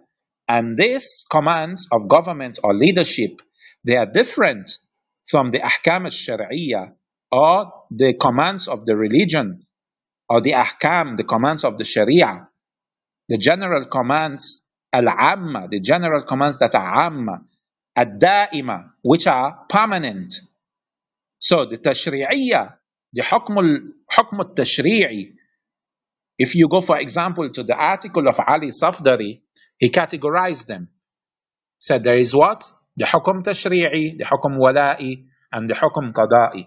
So the hukum tashri'i, based on what the Shaykh here is explaining, this is permanent. It is general and it is permanent. Al-ammatu da'ima, kama warada an Rasulillah. Just as it has been established from Rasulullah. Halal Muhammad halal abadan ila yawm al-qiyamah. That the halal of Muhammad is halal till yawm al-qiyamah. Wa haram Muhammad haram abadan ila yawm al-qiyamah. And the haram of Muhammad is haram until yawm al-qiyamah. فعلى سبيل المثال يبلغ رسول الله أو يبلغ رسول الله عن ربه سواء في الكتاب أو السنة. كما قال الخمر محرمة لعن الله شاربها وعاصرها ساقيها وحاملها وبائعها وشاريها ومحمولة إليه. كل هؤلاء الطوائف مرتبطة بهذا الأمر هي ملعونة. So, for example, Rasulullah, it has been established from him that he cursed the person who drinks the wine or who drinks the intoxicants, who sells it, who serves it, who carries it, who sells it, who carries it, who drinks it, who travels with it. All these people, they have been cursed by Rasulullah. And you know, even what you gain from selling wine and all that, this is forbidden. So this halal, for example, this is still Yawm al-Qiyamah. It is not tied to a specific وليس مرتبط بزمن معين ولا مرتبط بأشخاص معنيين. So this is not tied to a specific time or specific people. This is a general ruling. This is the halal of the Prophet Muhammad and the haram of the Prophet, and it is permanent and it is always, it's a command till Yawm al-Qiyamah. Yani your Imam, even if he has wings that are actually fixed to his ribs and he can fly, he can never say wine is halal. But today, we see, for example, Agha Khan carrying a glass of champagne. And when he was your past Agha Khan, I think the grandfather of the current one, there is a newspaper article of the number of champagne bottles that were served in his wedding. When you're serving alcohol based on the hadith of Rasulullah, you're mal'un, you're cursed. So based on the hadith of Rasulullah, your Agha Khan is cursed. It's very simple. He's cursed. Okay. So now, for example, when it comes to the ahkam al-wilaiyah, for example, like somebody is saying, that Imam Khomeini is saying that the governmental legislation is more important. You know why? Because when you have the governmental legislation in the political sense, the governmental legislation protects the ahkam al-tashri'iyya or the hukm al-tashri'i. So the wilaiyah actually protects the governmental the governmental commands, they protect the legislative commands. So this is why. So it is important because it makes sure, the governmental command makes sure that the command of the Sharia, the legislative commands, they are not changed. So don't come here and tell me, oh, you know what? The hukm al-wala'i is the most important, so we can throw away the hukm al-tashri'i. This is not how we understand. This is not how it should be understood. It's not even a subjective matter. Objectively speaking, this is not how it should be understood. That because the hukum al-wila'i is so important, because it defends and preserves and protects the hukum al-tashri'i, you are saying, oh well, because Imam Khomeini is saying the hukm al-wala'i is so important, so we can, our Agha Khan is correct to throw away the hukm al-tashri'i. This is nonsensical. It's a nonsensical conclusion. Anyway, I will go ahead to read, a certain part which is very important. The following paragraph, he said, وهناك بعض الأحكام تسمى أحكام الولائية لأننا قلنا إن مناصب النبي متعددة. He said there are some of the commands which are known as the أحكام الولائية. They are the governmental command, because the rank or the positions of the prophet, they are numerous. They are the position of the preaching, the position of the government to the people. So he can actually give a governmental command to prevent something or to permit something for a particular period. كما ذكرنا في السنوات الماضية أن النبي صلى الله عليه وآله وسلم حرم لحوم الحمر الأهلية. So the prophet, he forbade eating the meat of the domesticated donkeys.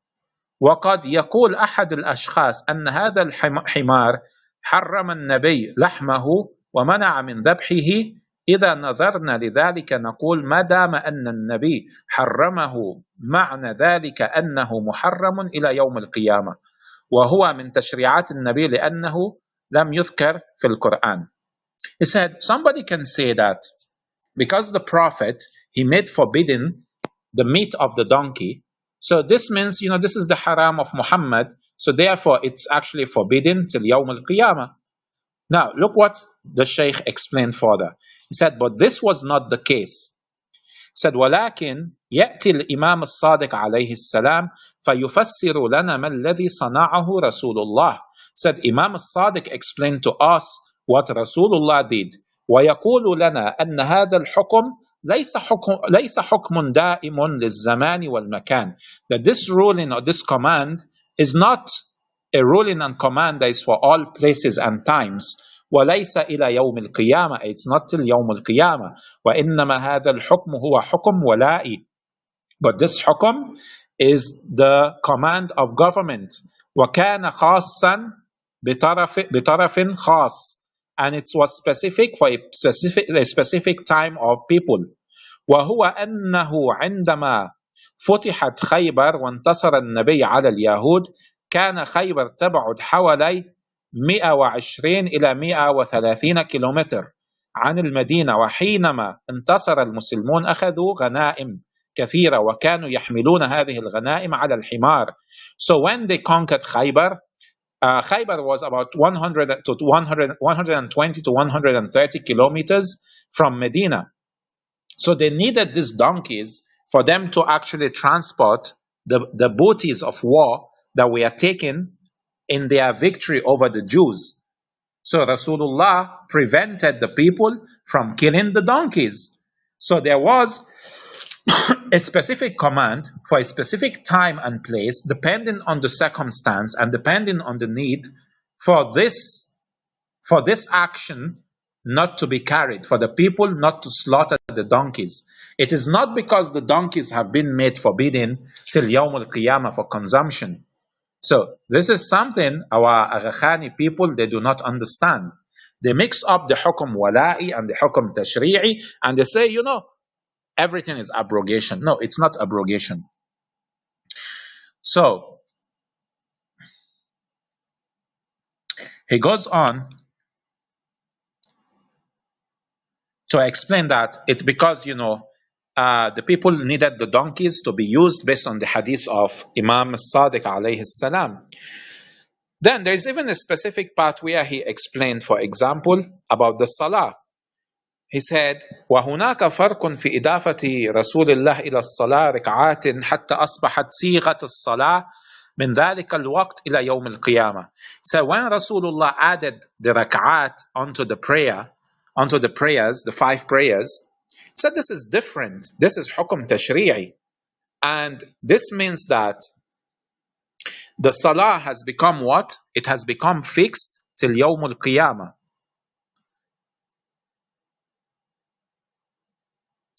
So it becomes fixed till yawm al-qiyamah. وَلَن يَتَغَيَّرْ. He said it has not been changed before, it will never be changed in the future. وَعَلَى كُلِّ مُسْلِمٍ أَنْ يَلْتَزِمْ بِهَا فِي كُلِّ زَمَانٍ. And it is upon every Muslim to abide by the hukum tashri'i of the Prophet in regards to the salah. أما في مسألة الحمار الأهلي لم يكن كذلك بل هو حكم ولائي لفترة من الزمان. As for the donkey meat, it's a specific command for a specific time, for a specific reason. So this is the reason we actually tell you, Agha Khanis, that you do not pray. You do not pray because what you are actually doing, this is not salah. This is not the definition of salah. Because when the Prophet has legislated, he legislated the salah, this is hukum tashri'i. This is part of the sharia. This is not a temporary measure.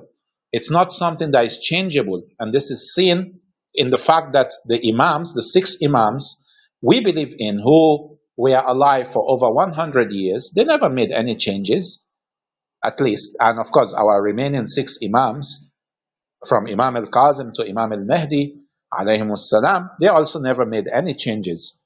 So this is the reason we tell you, Agha Khanis, and we say that you do not pray. You come and tell us, well, we recited dua. Well, we also recite du'as, but our du'as, which are specific, if you listen, for example, on Thursday evenings to dua kumail, we read dua kumail every, like Khalil was saying that, well, our du'as are, they are so specific that you will know this is an Ismaili dua.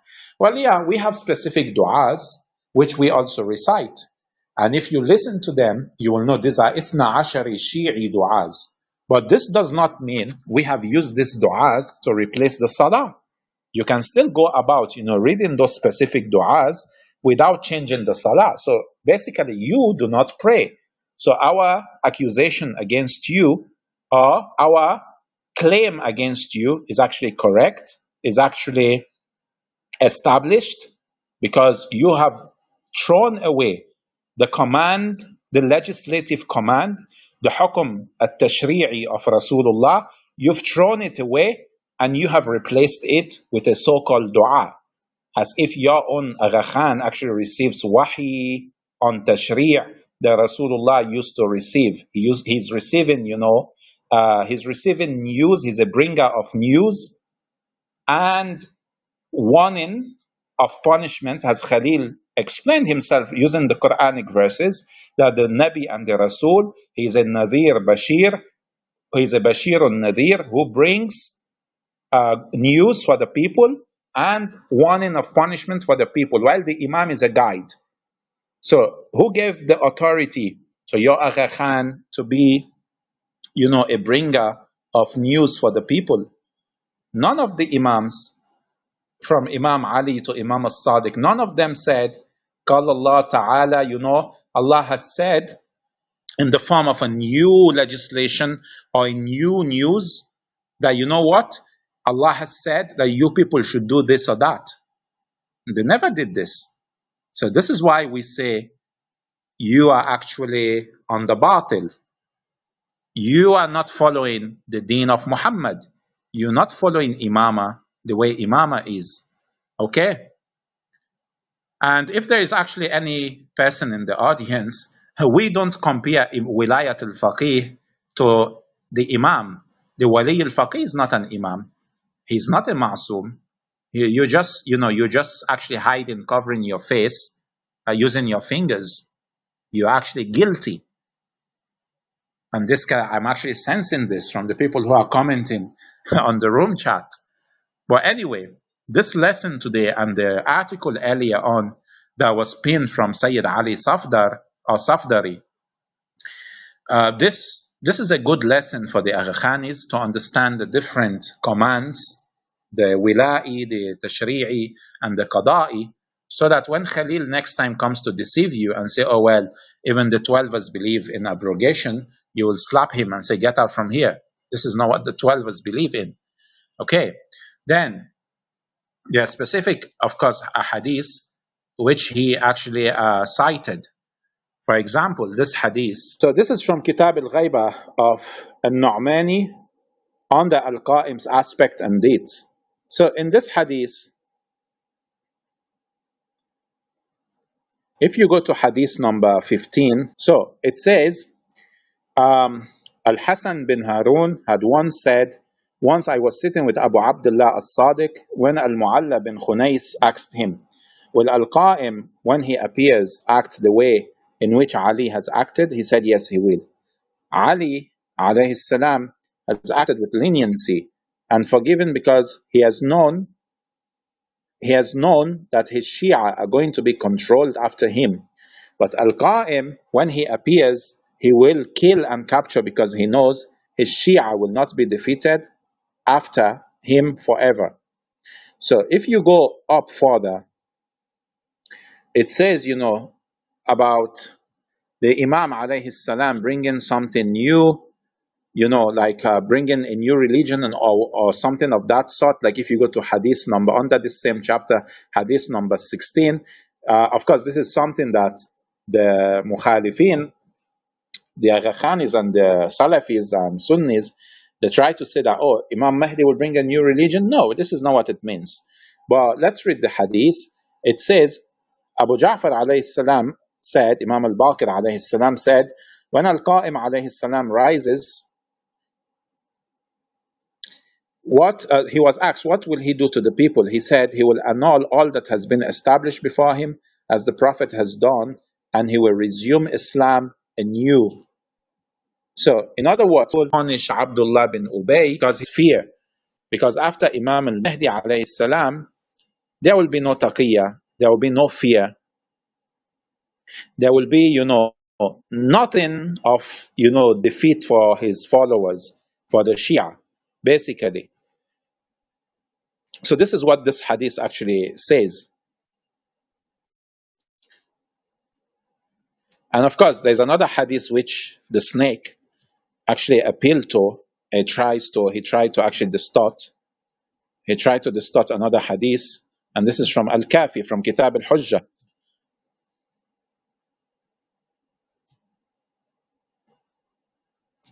And this is volume 1, hadith number, I think number 3,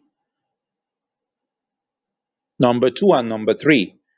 So, Muhammad ibn Muslim, who has said the following, I explained to Imam Abu Abdullah saying, this is hadith number 2, this is Kitab al-Kafi, book 2, chapter 21, chapter on differences in ahadith.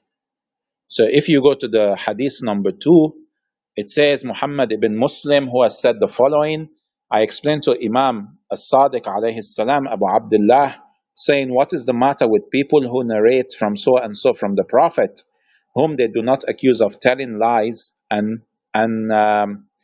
things, and from you fact against it comes to light. The Imam said, hadith become abrogated just as it happens with the Holy Prophet. So now, the Imam, alayhi salam, he's talking about abrogation here in the time of the Prophet, not even in his own time. And if you're talking about abrogation, when it comes to the hukum wala'i, there is no problem with this. This is not hukum tashri'i. Again, it is subject. They are actually factors. So again, Khalil tries to, distort this hadith. And the same thing with hadith number 3. Of course, earlier on, I pinned a link from aqaid.com,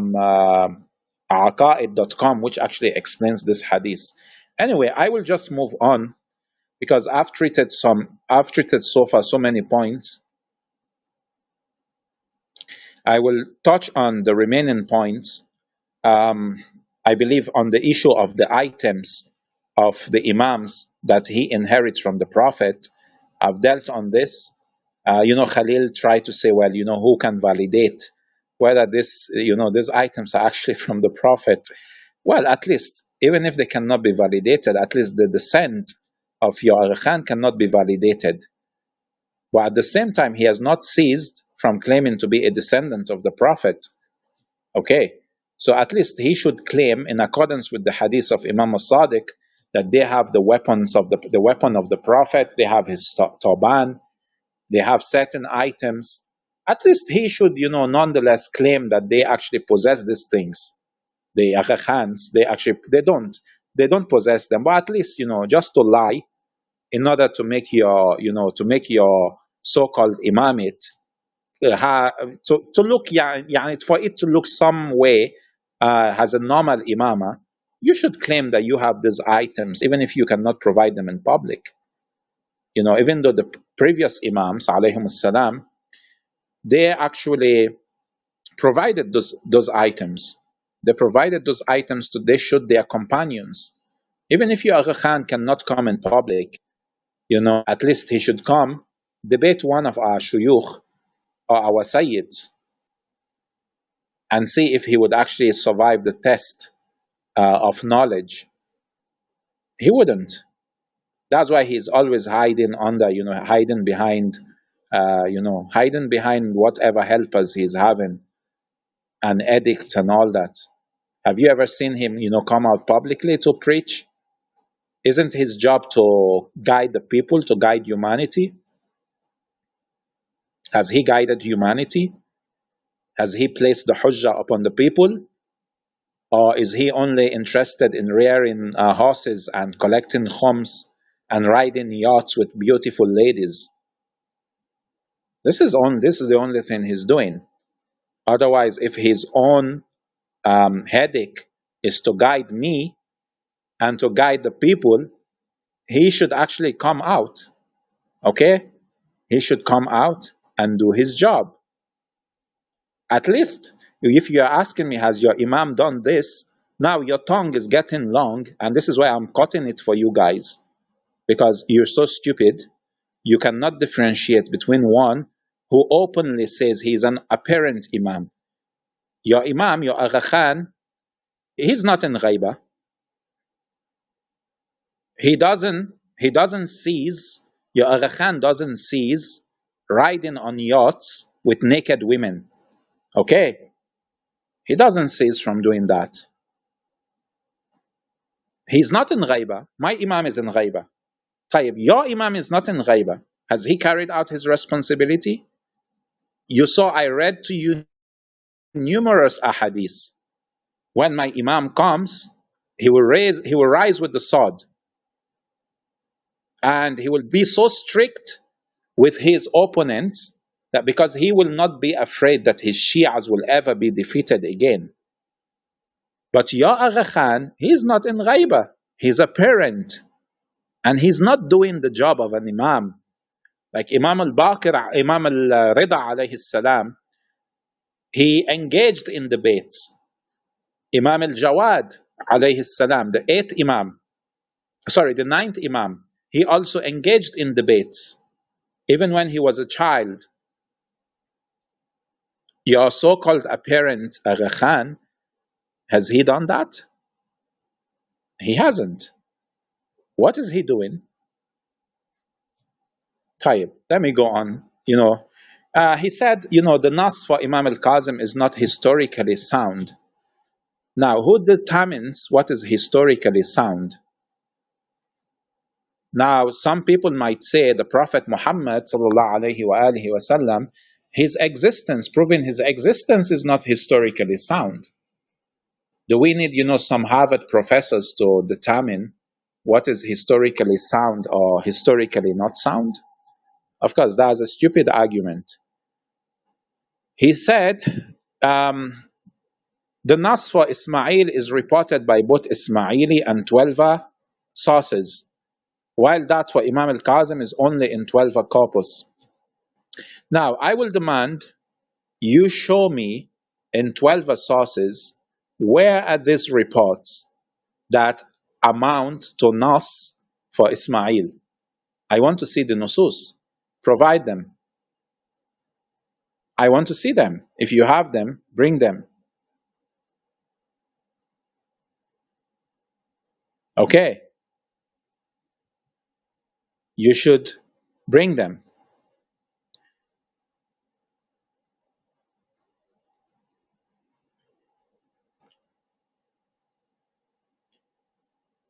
So bring the nusus for Ismail. Let's examine them. Imam Mahdi doesn't need Sulaik. He doesn't need to come out and because your Imam is a Dajjal. He doesn't need to do that. When the time comes, he will actually eliminate all the Tawaghit, all the despots, all the tyrants, all the fake leaders of evil and shirk. He will come for them. He will eliminate them. It's not a problem. Okay, so now I want the nusus for Ismail. Where are they? Okay. Now, just the way we have Sahabas of Imam al-Sadiq alayhi salam testifying to the Imama. Sorry, can you hear me? Hudson, can you hear me? Yes. No, it's fine. Yeah, Everything's so good. just thank you. So just as we have nusus we have text, we have documents from the companions of Imam al-Sadiq alayhi salam testifying to the Imama of Imam al-Kazim. I need you to show me which companions of Imam al-Sadiq they claim Nas for Ismail. Where is it? Nowhere.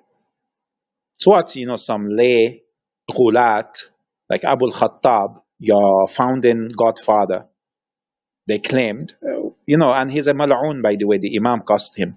He's one of the fathers of Ismailism, Abu al-Khattab. So not what one mal'oon thinks Nas is. Give us nusus like we have, for example, from the ashab of Imam al-Sadiq alayhi salam for the imama of Imam al-Kadhim alayhi salam. Do you have that? That is what Nas is.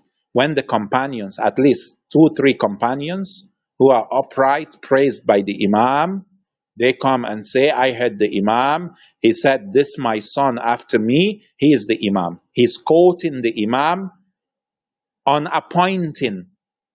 Okay, we are not talking here about ishara, that, Ismail minni, that Ismail is from me. This does not constitute Nas. Imam al-Hussein had said things about Abu al-Fadl al-Abbas, alayhi salam, about Ali al-Akbar, alayhi salam. Will those, statements constitute Nas? Should we start believing that Ali al-Akbar is the Imam and not Imam Zain al-Abidin? Or maybe Abu al-Fadl al-Abbas alayhi salam, he is the Imam. Because you'll find a hadith in our books where the Imam will say, Abu al-Fadl al-Abbas is my nafs.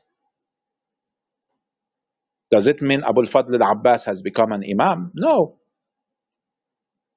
We want clear-cut appointment that this my son. We also have hadith where Imam al-Sadiq said, Ismail to me is not as I am to my father. In other words, there is nafi. So for you to claim, to open your dirty mouth and claim that there is nas in both Ismaili and 12 sources for Ismail alayhi salam, you're lying. However, what we know is there is nas for the 12 Imams in both 12 sources and Ismaili sources and Zaydi sources and Sunni sources. This is why our hujjah is the strongest. The nas for the 12 Imams is from the mouth of Rasulullah sallallahu alayhi wa alihi wa sallam. Rasulullah said, after me there are 12 successors. And this hadith is found in all the tawa'if of the Muslims. Sunni, Zaydi, 12ers, Ismaili. The Khulafa after Rasulullah, they are 12. And we are the only Muslims who follow 12 Imams. So the Nas for the 12 Imams that we have in number is from the mouth of Rasulullah, and their names is from the mouth of Rasulullah. We don't have a hadith from Rasulullah claiming your current Imam Shah Hussein or whatever his name, I don't know what his name is, that he will be the 49th or 50th Imam. Do you have Nas from Rasulullah about that? You don't. Okay, so we move on.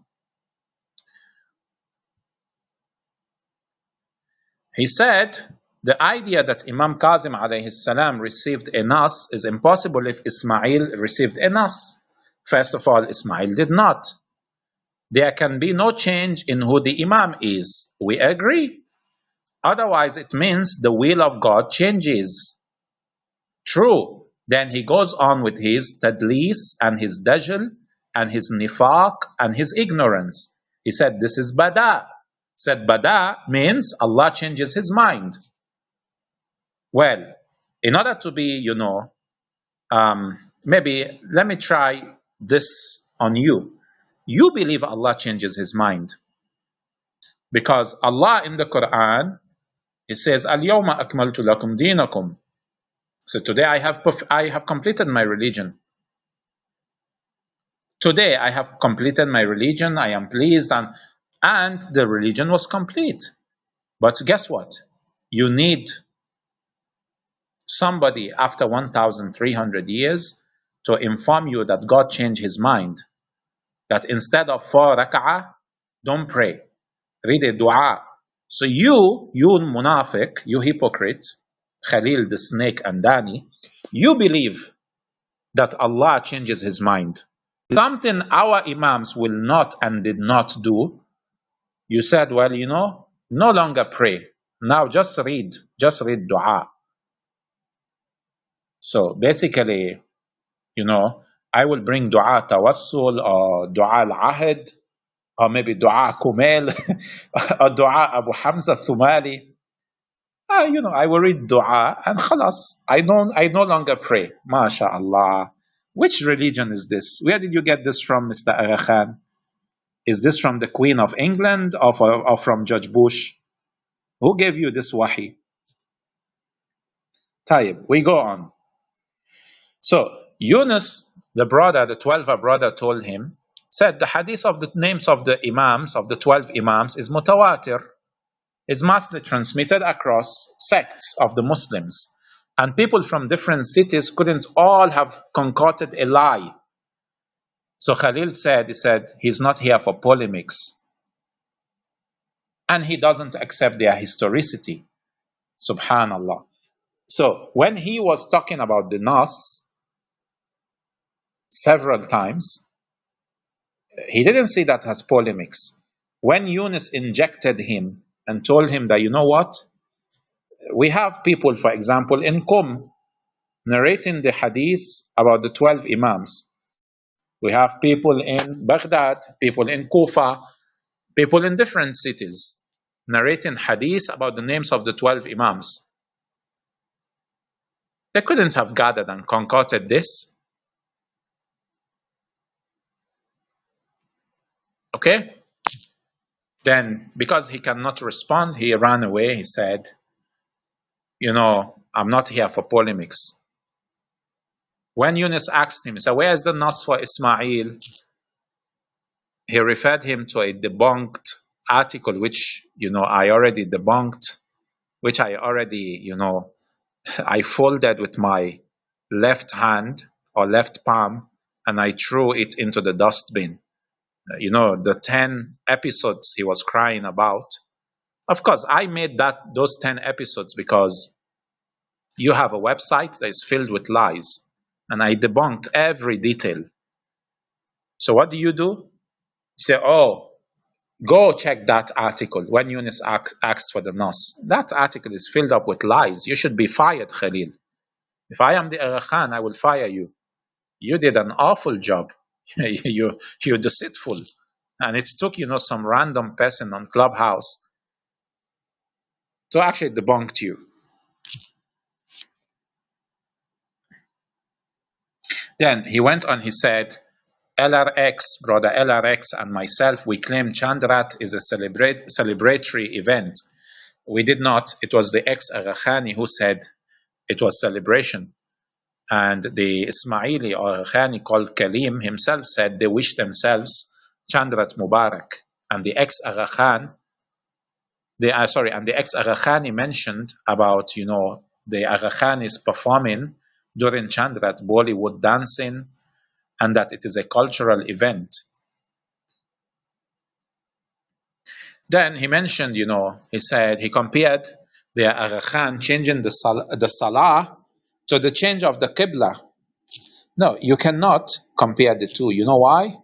Because you earlier on said that the prophets and the messengers, they are bringers of news for the people. So even if we are to say there is a change of Qibla in the sense that there is an abrogation, circumstances, different titles, even you in trying to define what is a prophet, what is a messenger, and what is an imam, you already made a distinction. So why are you giving the title and the roles and the specific roles and functions of prophet and messenger to your Agha Khan in order to justify your heresy? Then he goes on to say, he said, the reason for the Ismaili Imam or Agha Khani Imam to alter the Salah is to make his community distinguishable from other Muslims. Well, yes, there is no problem. You can make your community distinguishable. Like, for example, during the month of Muharram, where we are black, we mourn for our Imam. There are additional practices we actually undertake which are based on the teachings of the Prophet. Because essentially, the Prophet cried for Imam Hussein. The Prophet was the one who gave us the prophecy about the tragedy of Karbala. So we are distinct from the Sunnis because we follow the Sunnah of the Prophet. The Sunnis, they have abandoned the Sunnah of the Prophet. When the Prophet cries for his grandson, this becomes a Sunnah. We should cry for Imam Hussein. We do this. So the asl, the root of the practice is from the Prophet. If Sunnis don't perform certain things, they are the ones who have swayed away from the correct teachings of the Prophet or following the actual Sunnah of Rasulullah. But we will not come, bring an entirely different concept without, any asl or root in the religion of Islam or in the Sunnah of the Prophet and say, oh, you know what? We want to look like clowns, so we'll start dressing like Santa Claus. This is not how you look. You become distinct. Doesn't make sense. Then he goes on, he said, if the reason to be Ismaili is, well, I agree, the teachings of the Imam right now agrees with what I think Islam shouldn't be, then that is invalid reasoning. No, your teachings, the teachings of your Imam is actually contradicting and negating the teachings of the Prophet. It's not what we think, it's what the Prophet brought. Then he goes on to say, point 37, all the imamology is contained in the batini salah or dua of Ismailis in trying to justify why they don't pray. It is like, like for example, we Ithna Ashari is saying, we do not pray what Khalil called the Zahiri salah. For example, we do not pray. You know why? Because we recite dua al-ahd, or maybe on Thursday nights, we recite dua kumail, or maybe on Tuesday nights, we recite dua tawassul. We have all these duas. We recite them on specific days, specific occasions. Or for example, any of, our ziyarat, or ziyarat Ashura, you recite it, or ziyarat arba'in, or any of the ziyarat, so you don't need to pray. So this is the Ismaili logic or illogic. Then he goes on, he said, the Shia community led by Imam Baqir and Imam Sadiq did not do salah exactly the same way as the non-Shia. Subhanallah, subhanallah. Let me show you a hadith from the Prophet sallallahu alaihi wasallam. And this is actually in the Sunni books to see how misguided this person, this hayawan, is.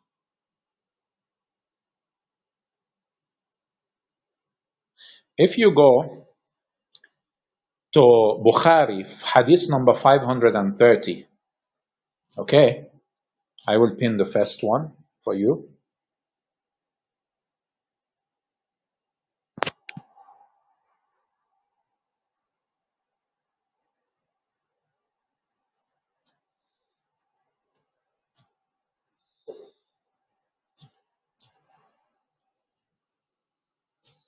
So if you check this hadith, what does it say?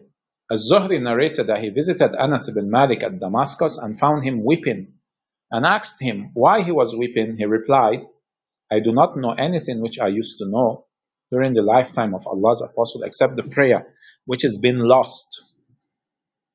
Okay, this is one. I will give you another hadith from Bukhari, 786.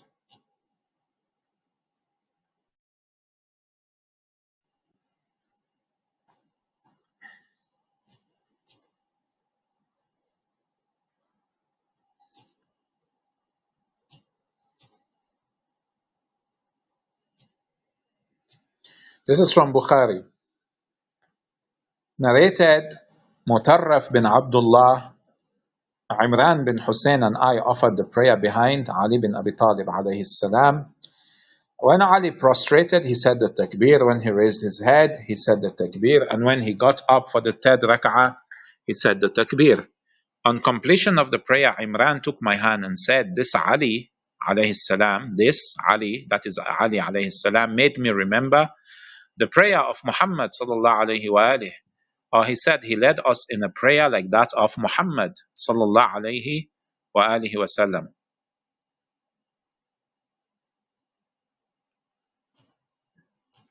So you see, so our Imams alayhum salam, they pride themselves with following the salah of the Prophet. We, if you go for example to dua al-iftitah, when we, towards the end of dua al-iftitah, which we read in the holy month of Ramadan, what do we say?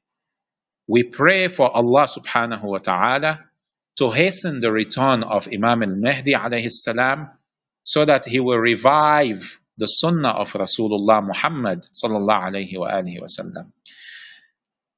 To the Agha Khanis in the audience, listen to this, take it as an advice for your benefit. Without Muhammad, there is no deen. Without Muhammad sallallahu alayhi wa alihi wa sallam, there is no Islam. Without Muhammad, there is no religion. Without Muhammad sallallahu alayhi wa alihi wa sallam, there is no imamah. Without Muhammad sallallahu alayhi wa alihi wa sallam, there is no Jannah. There is no rahmah from Allah. You have a religion that does not have Muhammad sallallahu alayhi wa alihi wa sallam. And this is a problem. And this is why this donkey that is wearing suit in the audience, this himar, when he was on the stage the other day, I asked him, I said, to you, who is superior? The Prophet Muhammad or this, your khammar, your drunkard, the Agha Khan? He refused to answer.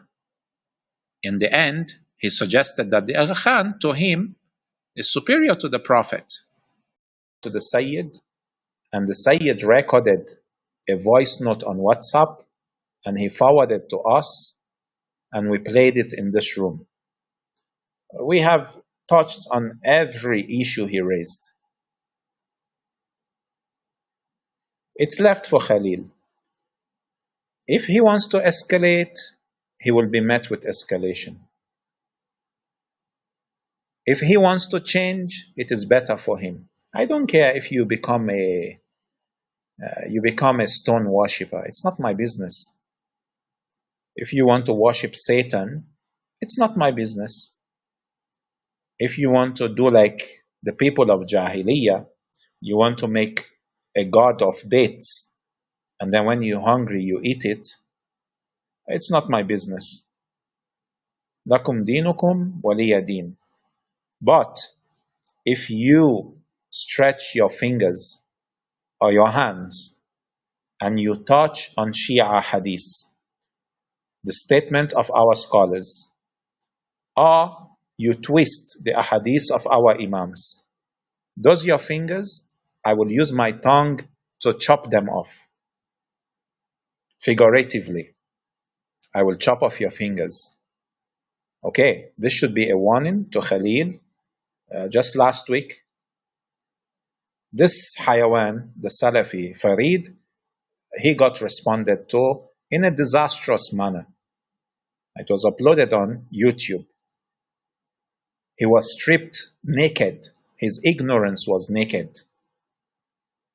Today we are doing it, we've done it with Khalil. So this is a warning. The Shi'i are not a mopping stick. The Shias are not a mopping stick. Everybody will take the mopping stick and you mop the floor. No. The hand that tries to use us as a mopping stick will chop it off. Very simple. If you want to come on the stage, ahlan wa sahlan. You have a question, all the rubbish that have been typed on the room chat, inconsequential. I will close the chat. It will not even appear on the replays.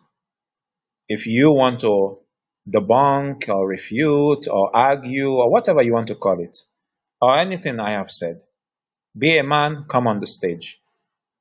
If you are scared, you don't want to come, bring your priest, your high priest, Khalil the Snake Andani. Bring him to the stage. Bring him up. I will not be a coward like him, to kick him out of the room. Oftentimes, when I corner him on his own stages, he will remove me from the room. I wouldn't do that. You can call him. So we have like 5 minutes. If nobody comes to the stage, we'll end the room. Someone comes, we continue with the discussion. And Salamu Alaikum.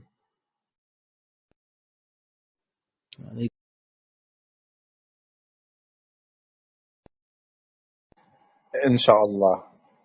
Inshallah, remember us in your dua, inshallah.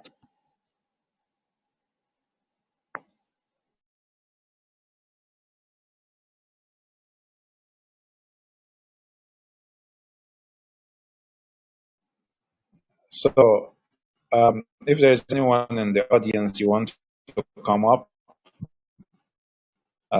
you're welcome. Otherwise, this room has been ongoing for like 3.5 hours. So we'll try to end it very soon in order to preserve the room. Any of the Agha Khanis, if you want to come up, the lay, Masakin, and of course I can see the snake himself is in the audience.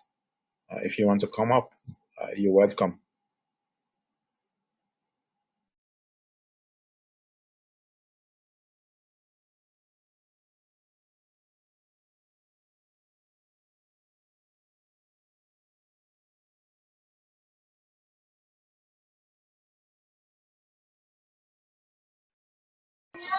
Yeah, I just have one question.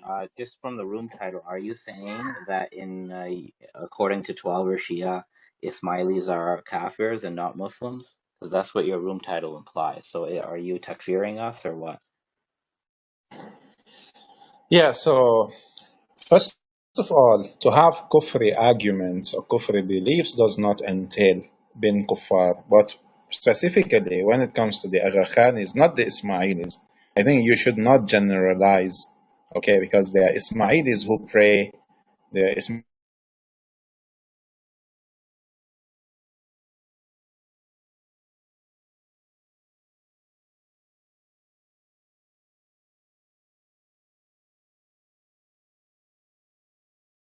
give, the flimsy Sorry, excuses I which didn't have hear been, anything you said. refuted. Sayyid, your voice cut off for a second. Yeah, let me leave and come back in. If you can hear me now. Yes, we can hear you. Yeah, so I'm saying, Okay, I'll rephrase to save you time. Are Nizari Ismailis who follow the Imama of Shakir Imam Husseini Aga Khan, are they Kafirs or are they Muslims? yeah, you're kuffar. You're kuffar. That's what Okay, I believe. okay. So do I'm just not clear. Do 12 laymen have the authority to declare a group that professes Islam as kuffar? No, I'm not declaring. I don't have the power to, but No, but you just said that. based But on the you believe we're no, kuffar, no. right? Listen. So Based on the established ahkam in our school of thought. If you don't deem these 5 prayers to be obligatory, you don't deem the fasting to be obligatory, you don't deem the Hajj to be obligatory, yeah, you're a kafir. Whoever you may be, whether you're Nizari or whatever you may okay. call Are yourself. you saying that is this what your marja taught you, or are you saying that based on your own opinion?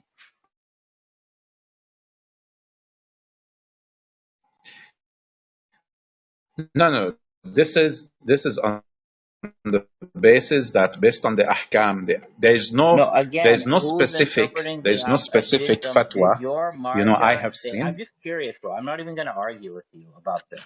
I just want to know from my own knowledge. When you Yeah, say so this, that yeah, if so we deny an yeah. you do not listen. It doesn't need it. First of all, who says it needs No, interpretation?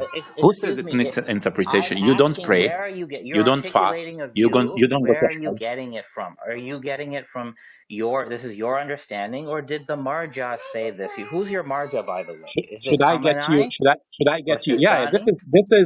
Who's your marja? this is based on the fatwas. It's based Yeah, on the fatwas. It's yeah. based on the fatwas. It's based on the fatwas of our scholars that whoever denies that the salah Yeah. and the saum and the hajj, these are the compulsory tenets of Islam. If you deny the arkan of the religion, of course you're a Okay, kafir. and by arkan you mean like a specific law? The what? Can you repeat? By arkan, do you mean any law or just a particular ritual like prayers? The pillars. When we're talking about arkan, we're talking about the pillars of the religion, the fundamentals and the furu'. Okay, so to be clear, this is what your marja teaches? This is not my marja. This is the teaching of the Shia. It's not even this is even the teachings of the Sunnis. Anybody, this is the teachings of the Muslims. Okay, so And hold even on. if Does you your marja, who's your marja, by the way?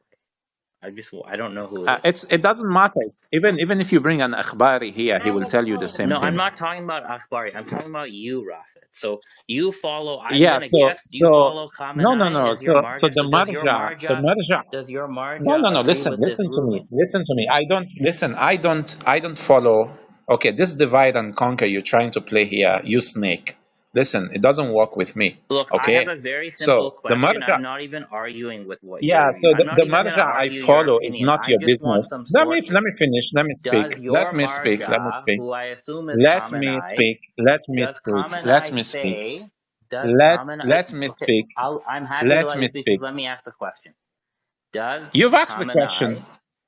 Khamenei, your marja, teach that anyone who rejects prayer or fasting or Hajj is not a Muslim? And does he specifically say that Ismailis are not Muslims on these grounds? I'm just curious. I don't know. I'm asking you. Yeah, so there is no specific. Okay, I've not, at least I haven't seen any specific fatwa targeting your Agha Khani cult.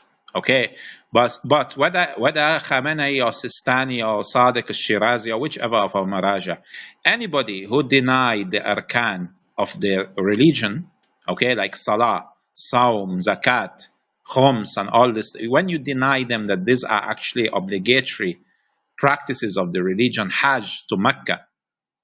If you deny these things, then you're not a Muslim. Okay. Okay. So Okay. if You it is said, established, I understand. if it is Yeah. established as you haven't denied, if it is Okay. established that you Okay. do not go to Hajj, you Yeah. do not give zakat, you do not do Yeah. this, you don't believe these are actually obligatory practices in the religion, you deny them. Okay, not that you do not observe them out of maybe laziness, but you deny them specifically that they are not part of the religion, or they are not to be observed, then yes, this amounts to kufr. This is kufr Oh, akbar. You're a kafir. okay. So my understanding is that you, based on the principle that anyone who does not believe in the performance of a certain Islamic ritual is a kafir. Is that accurate? Is this your view? No, now you're doing what you do best, Khalil. What you do Bro, is tadlis. I'm just trying No, to no, no, no. understand. Don't So don't is bro that me, what my you friend. said? Where You, did I'm I go telling you wrong? one thing, and you're telling me another thing. Okay, I'm telling you one thing. Nizari I am telling you Ismailis do one not thing. believe that the I am five telling you salat one that thing. you do in Listen to me. your Listen to me. format is I'm not mandatory. here to be. So I'm not are you here to be saying that that's interrogated. why we're Listen to me. kuffar?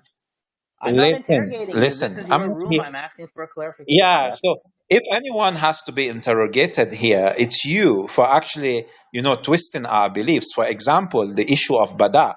You keep repeating. You keep lying because you are a very big liar. You keep lying. You say bada. The Shias say bada is Allah changing His mind. Do you have any evidence that the Shias, their scholars or their lay people say bada means Allah changes His mind? Do I'm you happy have to this? come to I'm happy to talk about this, but I just want to finish this first issue because the issue of takfir Yeah, so is the first extremely issue is important. very clear. The first issue is Okay, very clear. so just to be clear, you are not aware. It's a general Okay, ruling. It's a general it's a ruling. general ruling. Okay, but You is there a you do specific not fast. ruling? Yeah, Is no, there, no, bro? Let me you ask do the not question. fast. You do not fast in the month of Ramadan. You say your mind fast. You don't go to Hajj to Mecca. You don't find the need to go to Hajj. You say your Imam Okay, has yeah, abrogated you faded out. certain arkan or pillars of the religion. This is why you say.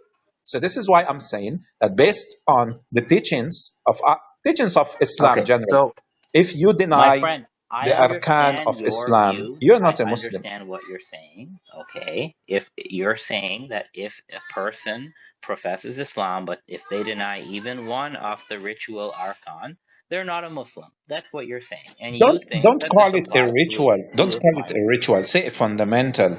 These are fundamental beliefs Well, or fundamental practices. you're talking about practices. Okay, so I'll Yeah, call it a you practice, can no say problem. the Okay, branches of the religion. is there a specific I'm asking, I don't know. Is there a specific fatwa where Ayatollah Khamenei, the supreme leader of Iran, specifically says the Ismailis are not Muslims because they don't do these particular rituals?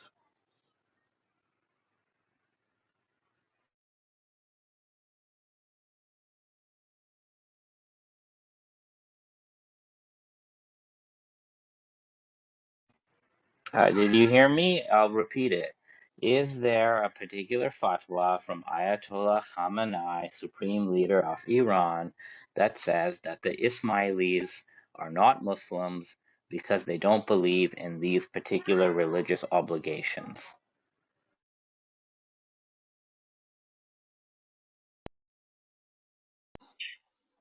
Okay, so again, you don't understand. Like, I don't understand, or you acting I'm like just you asking a don't simple understand, question. or you Is don't there a want to particular understand. fatwa of Khamenei You declaring don't. No, Ismailis no, as no. kuffar? Listen to me. Listen to me. Don't be a khabith.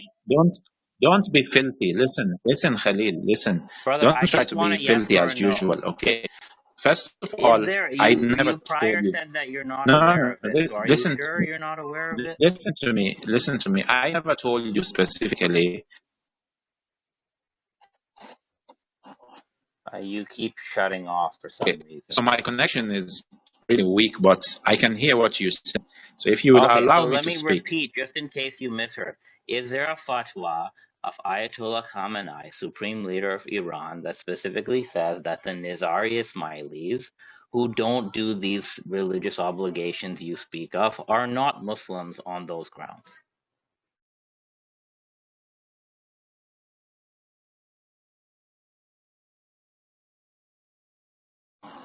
No, he doesn't need to, because you're not significant. I don't think he needs to waste Okay, his time on so you, there is honestly. okay. Hypothetically, okay, I don't know, you know better than me, in the future, 5 years from now, 10 years from now, if there was a fatwa where Khamenei says Ismailis are not Muslims, would you accept that fatwa?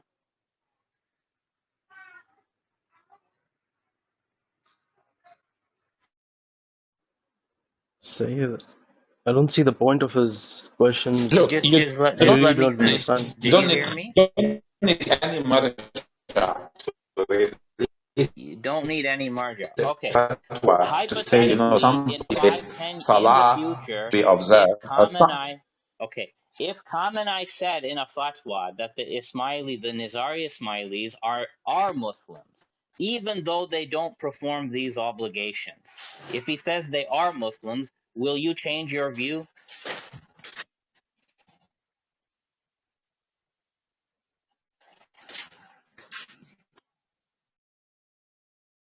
Let me repeat. If Ayatollah Khamenei, supreme leader of Iran, said in another fatwa that the Ismailis, the Nizari Ismailis, are Muslims, even though they don't believe in any of these religious obligations, would you change your view, Rafid, and accept us as Muslims and stop takfiring us?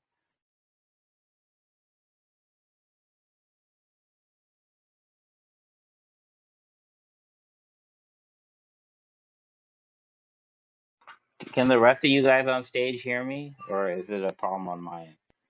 Yeah, we can hear you. yeah, so Yeah, we can my hear you. connection, can you hear me, Sayyid? Can you hear me? Yeah, Rafid, did you hear my question, or should I repeat it?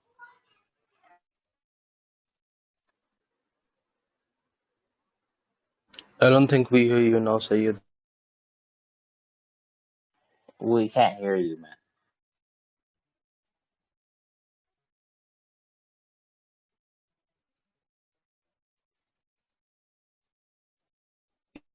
Yeah, repeat your question.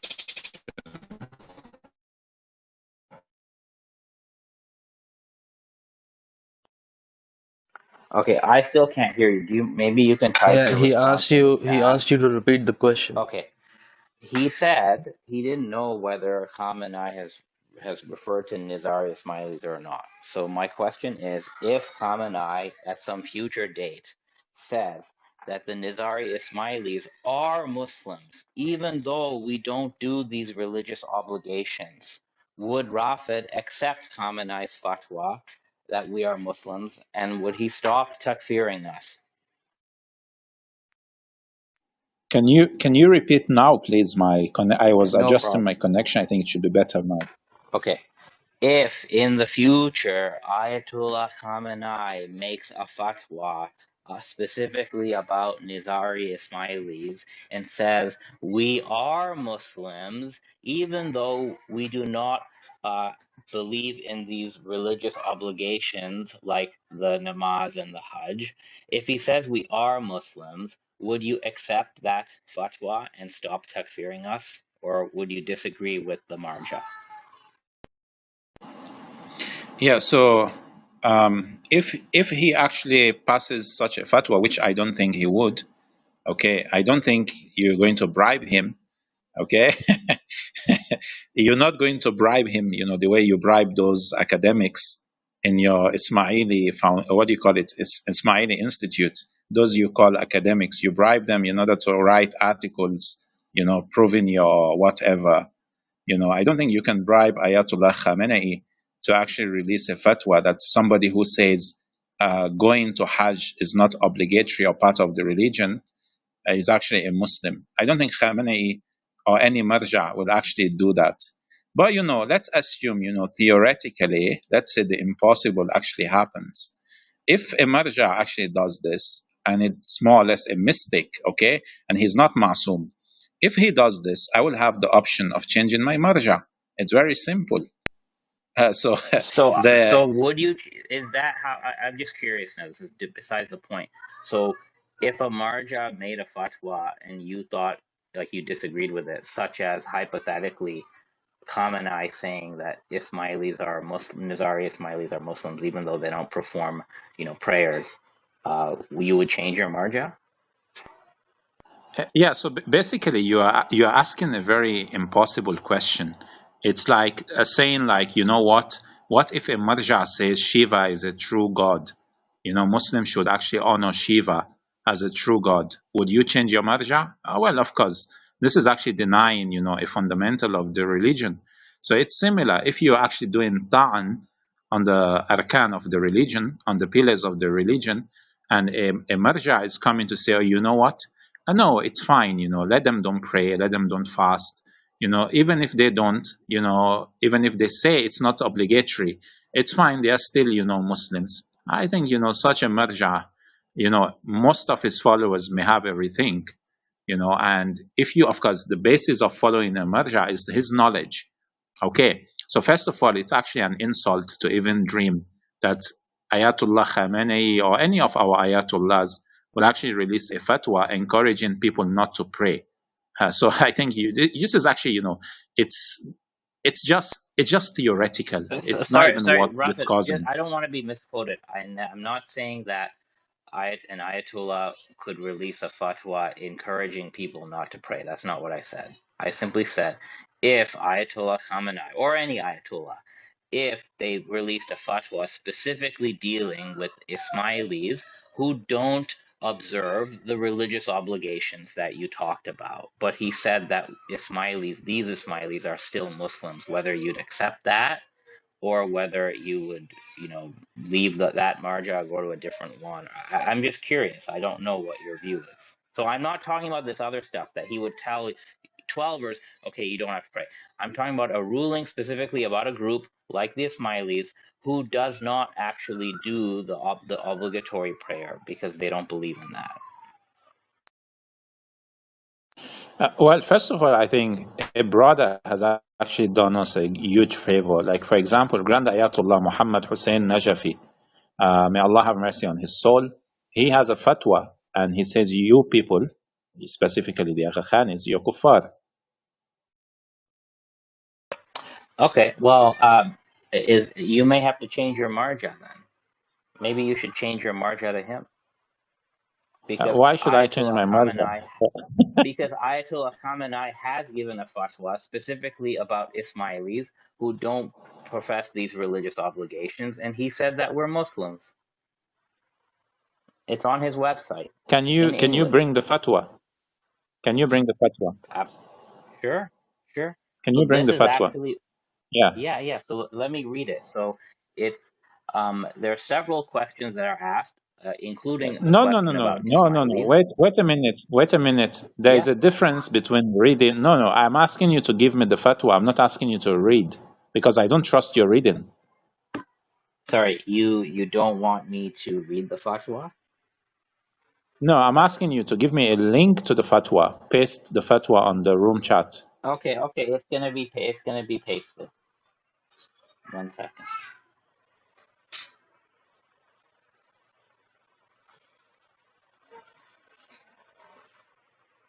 Apparently, it's already been pasted. I'm not sure why it's not showing up, but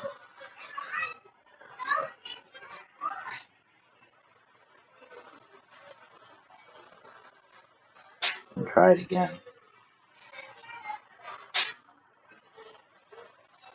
All right. Yeah. Okay. It was already there. It's pasted. So to save you some time, the specific questions about Ismailis who believe in the first 6 Imams and do not believe in any of the religious obligations. That's what the question is about. This is question number 319. And before that, after that question, another group known as Ahl Haq is also asked about their status because they also don't pray. And frankly, to both questions, I won't read it for you, but he basically says that you cannot be declared a kafir for rejecting a particular thing in the Islamic law. And he recognizes Ismailis as Muslims. So you need to change your marja now. Maybe you can go to Sistani, but Sistani gave a fatwa that Ismailis are also Muslims. That wouldn't work for you either. So I guess you need to go marja shopping, huh?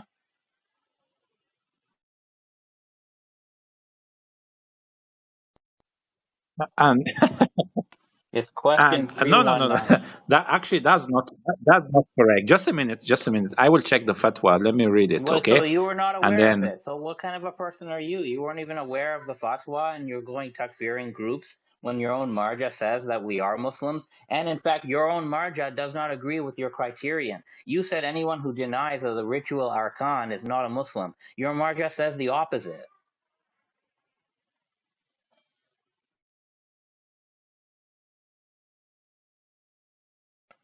Like, what an embarrassment this is for you, Rafed. Maybe you should stop doing these silly rooms and go learn your religion before you start attacking others.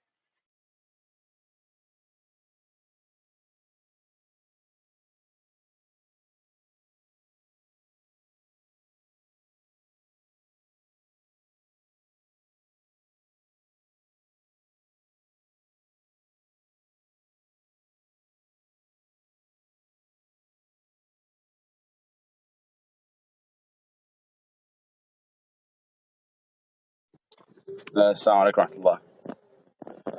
Uh, I'm sorry, Dr. Khalil, but this is kind of a cop out. You know, like It's not a even cop out. I'm not. What it cop out of is. what? This is a I'm clear sorry, fatwa, but it just is. like Yeah, Sistani it's a made a fatwa. clear Khalil, fatwa. Yeah, Khalil, yeah. he just started Even a speaking, murderer, and you started Dr. cutting Khalil, him out. You guys Dr. Yeah. are a Khalil, big joke, No, no, man. no, Khalil, What kind Khalil, of Khalil. a Dr. comedy Khalil, We show aren't Dr. is Khalil, asking this? you. We You aren't Dr. asking you to Khalil. this is speak proof over us. that We you aren't you asking can't you. We you did will not not invite you listen to up on anybody. stage. If your We did if not your invite you up imam on came, you stage, wouldn't listen to him. so You you don't can listen cut to us your off. marjas Do you either. I don't know understand? who it is you listen to. Is Rafid We the did new not marja of invite you 12 up on on Clubhouse stage to now? cut us off. Okay, we'll let you go on the rant, and then once you're done with, letting your feelings Well, out, venting, then it's we can not a speak, feeling. inshallah. We are being No, no, please, takfired. please No, go ahead. we Let are it being out. Let takfired it out. by Yes, this let person it out. who has no Good. credentials, and now what we're getting Mm-hmm. treated with is a bunch of copium. Although it's not even that much because you guys seem to be speechless about this. I mean, Mm-hmm. it's all there. Now, In fact, Ayashi, don't the speak, the please. fatwa actually says, right, that the sole Mm. rejection of the imamat of the last six imams or any rule from among the rules of Islamic law, so long that does not amount to rejecting Islamic religion or the prophethood of the prophet, does not entail them being non-Muslim. That's what he says Mm-hmm. with respect to Ismailis. If you go 2, 3 questions down, okay, he gives a very similar answer about the Ahl Haq, which is a group that believes in 12 imams, but they don't pray. Okay, so this standard that we've been hearing like throughout the room today, if you reject Hajj or if you reject prayers or if you reject whatever ritual, you're a kafir. This is not the standard that Ayatollah Khamenei goes by when he's asked about specific groups. It's all very clear in this document, which is from an official government of Iran website with his fatwas. And he specifically Mm. spoke about Ismailis. So look, you can criticize us, criticize our beliefs. I really don't care about that. Like that's your right. You can be as polemical as you want, but you can't go when you're a layman, okay, calling us kufar. A layman Mm. doesn't have that right. Only your maraja have that right. And on this case, Rafid and any other of you takfiri folks, you are going against your marja. And that's just Mm. pure hypocrisy. You can't go preaching your religion to people who are not Twelver when you cannot comply with doing taqleed of the marja that you believe in. It's frankly a big joke. Can I just say something very quickly? And No, Wait, please, wait, wait, because wait, Brother wait. Ed started Mobit, I'm speaking sorry. first. Yeah. Yeah. Yeah, thank you, Sayyid. The reason why I said this is a cop out is just because you're a Muslim does not mean you're upon haqq. You can be a Muslim and have kafir beliefs. You can be a Muslim and you can be a murderer. You get tried as a Muslim. In Islamic court, you get tried as a Muslim if you're a murderer. You can be a Muslim and you can be a liar. You can be a Muslim and you can have kafir beliefs. If Nabi Ibrahim alayhi salam took his lineage and put him in a desert just so that they can pray. ربي ربنا إني أسكنت من ذريتي بواد غير ذي زرع عند بيتك الحرام ربنا ليقيموا الصلاة. So Nabi Ibrahim alayhi salam took his lineage from civilization to a desert so they can pray. Who are we to say that we can cancel out Islamic beliefs and you can still be a righteous Muslim? Or you can cancel out Islamic obligations and you can still be a righteous Muslim? It does not make any sense. Well, Sure, that's you're not my technically a claim. Muslim. That's not my claim. No, I didn't come here to yeah, argue yeah, that. yeah. Yeah, I'm yeah. simply Ayatollah responding to the Ayatollah Khamenei is saying, Ed, yes, Ed, he's I don't saying, want you to waste your time on answering an argument I didn't make. I'm okay, only okay, saying, okay. in Sure, no problems. response to the claim, according to Rafid, Ismailis are legally not Muslims, and he gave a specific ruling and all this stuff. He gave a legal principle, and if you want to say that we are liars, we are misguided, we're not on the hug, we are in error, no problem. I don't care about that. I really don't. Like, we can talk about that, because frankly, as Ismailis, we think 12ers are in error. If we didn't think you were in error, we'd be 12ers. But the point is, we recognize legally in this world you're Muslims, and this is the only issue that I came to speak about. I don't really care about the rest of the stuff. Okay, but Sayyid Okay, Rafid told so you that in so terms of, brother Ed, can I, because my connection is actually very bad. Sorry for cutting you. Where is he? Where is he? Did he run away? Okay, so possibly he ran away. Yes. So Astaghfirullah. So first of all, in the fatwa, the question is they do not observe the religious obligations, okay? Not observing the religious obligations is one thing, okay? So let's understand the technical wording here. If you do not observe the religious obligations, okay? This is one thing. Now, if you don't observe the religious obligations, either out of maybe negligence or out of maybe, a carefree attitude, that's one thing. But if you do not observe the obligations, sorry, did somebody remove him or did he leave? He He left, brother. definitely left because the Okay, last so thing he perhaps said was, "That's all he I knew came the to say." answer was coming. He knew the Definitely, answer was most coming. So definitely. Yeah.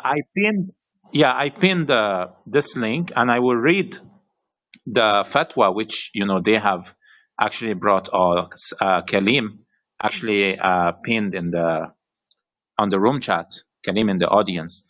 I will actually read this. Okay, this is the English translation. It says, there exists a sect in our region and in some other places that call itself Ismaili. Though they profess faith in the first six Imams, they do not believe in any of the religious obligations or in the authority of the jurist leader. Okay, now they do not believe in the obligations, they don't follow the obligations. So he said the sole rejection of imama of the last six imams, or any rule from among the rules of Islamic law, so long as that does not amount to rejecting Islamic religion, or, so in other words, this is what?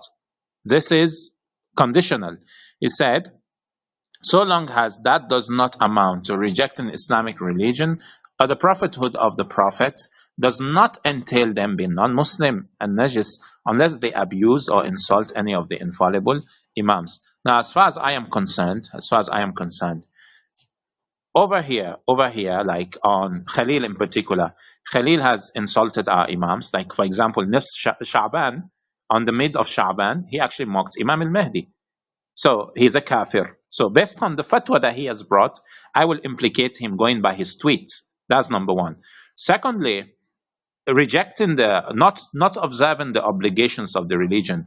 Check this. This is a common. Now, if Khamenei is using maybe some primary account or whatever he's basing his fatwa on, that's one thing.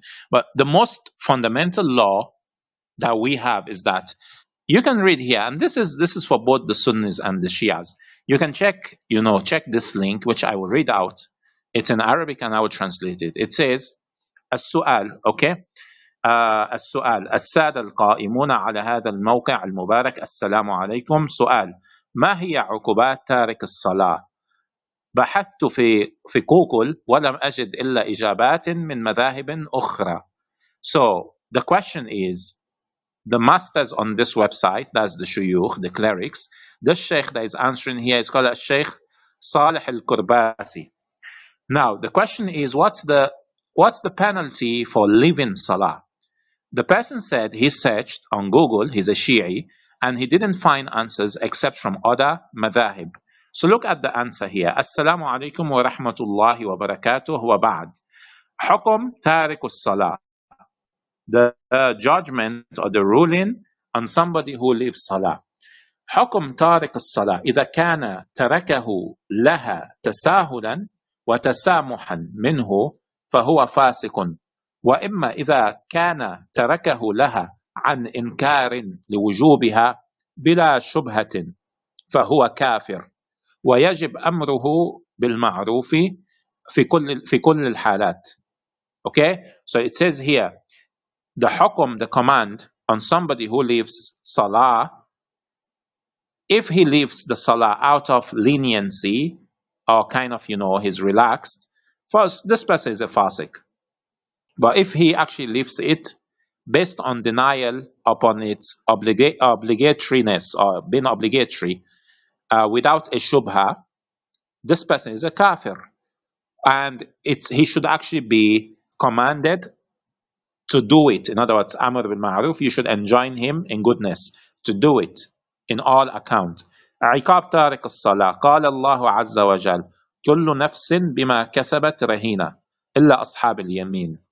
So this is like it's most common ruling that if you say that the salah if you don't observe the salah out of laziness or whatever, carefree attitude, then you're a fasik. But if you actually refuse to observe the salah, guess why? Because you think it is not obligatory, then of course you're a kafir. These people, they will tell you salah is not part of the religion. So what do you want us to do? To clap for you? No. If Ayatollah Khamenei knows what you're saying and he's given such a fatwa, yeah, I will actually change my marja. I wouldn't mind. For this specific reason, I will follow a marja, for example, like the marja that the brother earlier on posted on the room chat. I think Muhammad Hussein al-Najafi, he passes a fatwa that you guys are kuffar. Because this is a common belief among the Muslims. You're denying a major tenet of the religion and you want us to clap for you. No, we are not going to clap for you. We are not going to do that. And besides, Ayatollah Khamenei, he is actually a head of state. Now if you go and ask him about Sunnis, he will give you the most, the sweetest answers about Sunnis, for example, because he's a head of state and he has to look at the maslaha of the ummah. He has to promote the interest of the general ummah. He's a leader. He cannot, issue a statement that may, cause maybe some sort of communal friction. So basically, but if you want to follow the religion to the principles that are set, the basis of the religion, you are denying salah being an obligatory part of the religion. You are a kafir. So you cannot go and be, hiding or trying to twist, undercover that, oh, well, what if these people don't observe some practices of the religion as obligatory? They don't practice them. This does not justify you. The principle is if you deny the salah, you leave it out, you are a kafir. It's as simple as that. You leave it out, not out of laziness, but because you believe it's not obligatory, it's not part of the deen. This is kufr. Also, he said he was being takfir. I didn't hear anybody claim that he's a kafir and fiqh and he khalas his wajib al-qatl and we have to, separate every Ismaili from his wife or something like that. No. You were talking about his aqidah. His aqidah is clearly kufr. He is kafir in aqidah. There's no negotiation about this. This is absolutely clear. Yeah, but the thing is that you guys didn't let me say this to him. It's a very important point, right? It says in here it's conditional as long as he doesn't reject Islamic religion, right? So we need to know what are the criterias of Ayatollah Khamenei for someone to go out of Islamic religion to the extent that he rejects Islamic religion.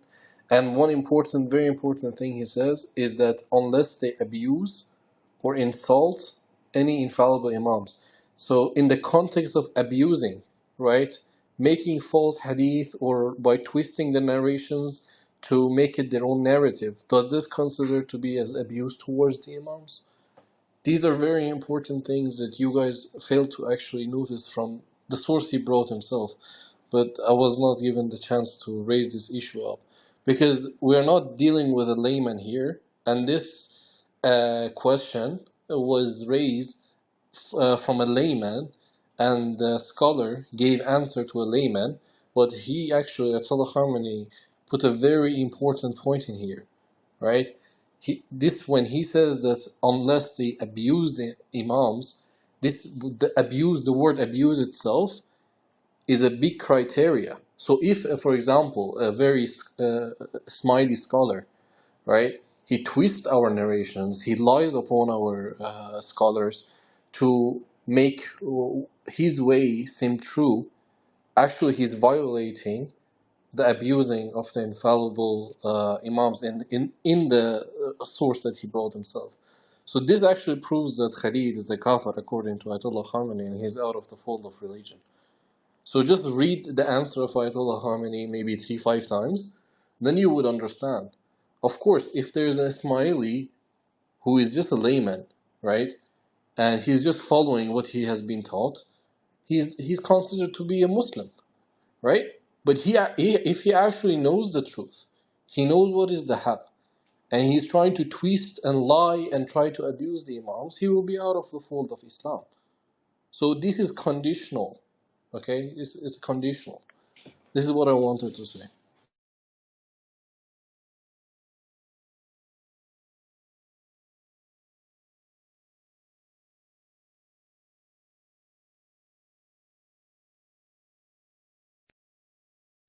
أحسنت أخي.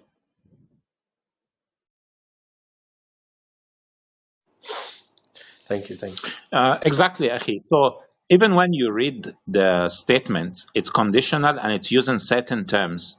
Now you go bring a fatwa. Of course, Ayatollah Khamenei and all the Maraja, they have tens of fatwas. I don't have them memorized off head. But this fatwa does not help you actually. It doesn't help you. The basis of takfir is you deny the salah to be part of the religion. You deny going to Mecca. You deny fasting in the holy month of Ramadan. In other words, you deny the Holy Quran. So you go against the religion of Islam. You go against the Prophet, basically. So on this, sugar-coated terms that Ayatollah Khamenei think head of state. He's not. So he's a head of state. So under this sugar-coated terms, you're actually a kafir. Well, you wouldn't realize it. And of course, unfortunately, he ran away. He left. He ran away because he knows, he knows what's coming. And if you check this website that is posted, which I pinned, this is a general ruling here. If you actually reject the salah, not out of tasahul or tasamuh, you reject it out of inkar, then you're a kafir. If it is out of tasahul or tasamuh, it's actually fisk.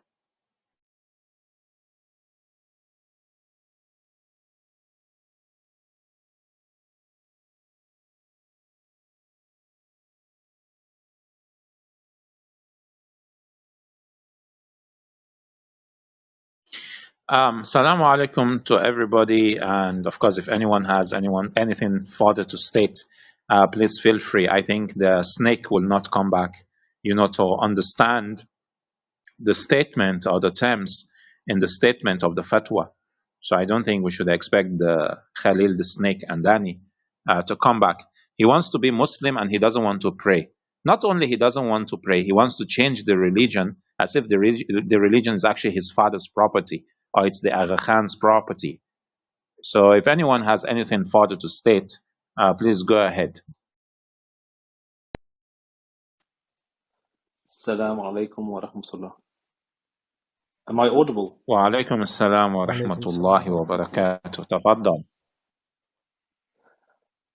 So Sayyid Rafid, I think you've covered the points. The one thing I mentioned in the chat, which I'm not sure you've covered specifically, is that the fatwa he shared of Sayyid Khamenei, it refers to purity and impurity. So it's referring to najasat and taharat, which is a separate bab altogether. So It's look, I'm not going to comment on the Islam of the Agha Khanis. I think you've made the position clear, and I believe that is the position of the 12 as not just the contemporary scholars, but if you look at the history of our scholarship, they've been pretty firm on this.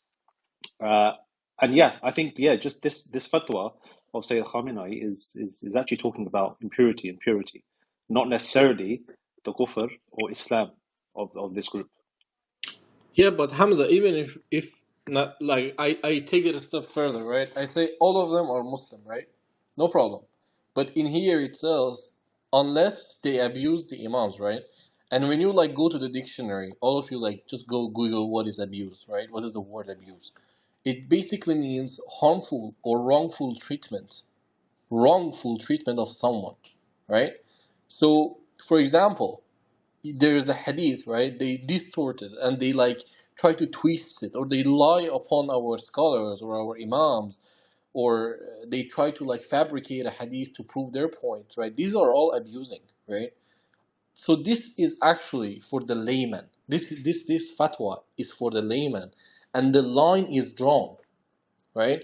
And the line between Ismaili being a Muslim and a non-Muslim is if they are aware and they're actually triggering and they're abusing the Imams.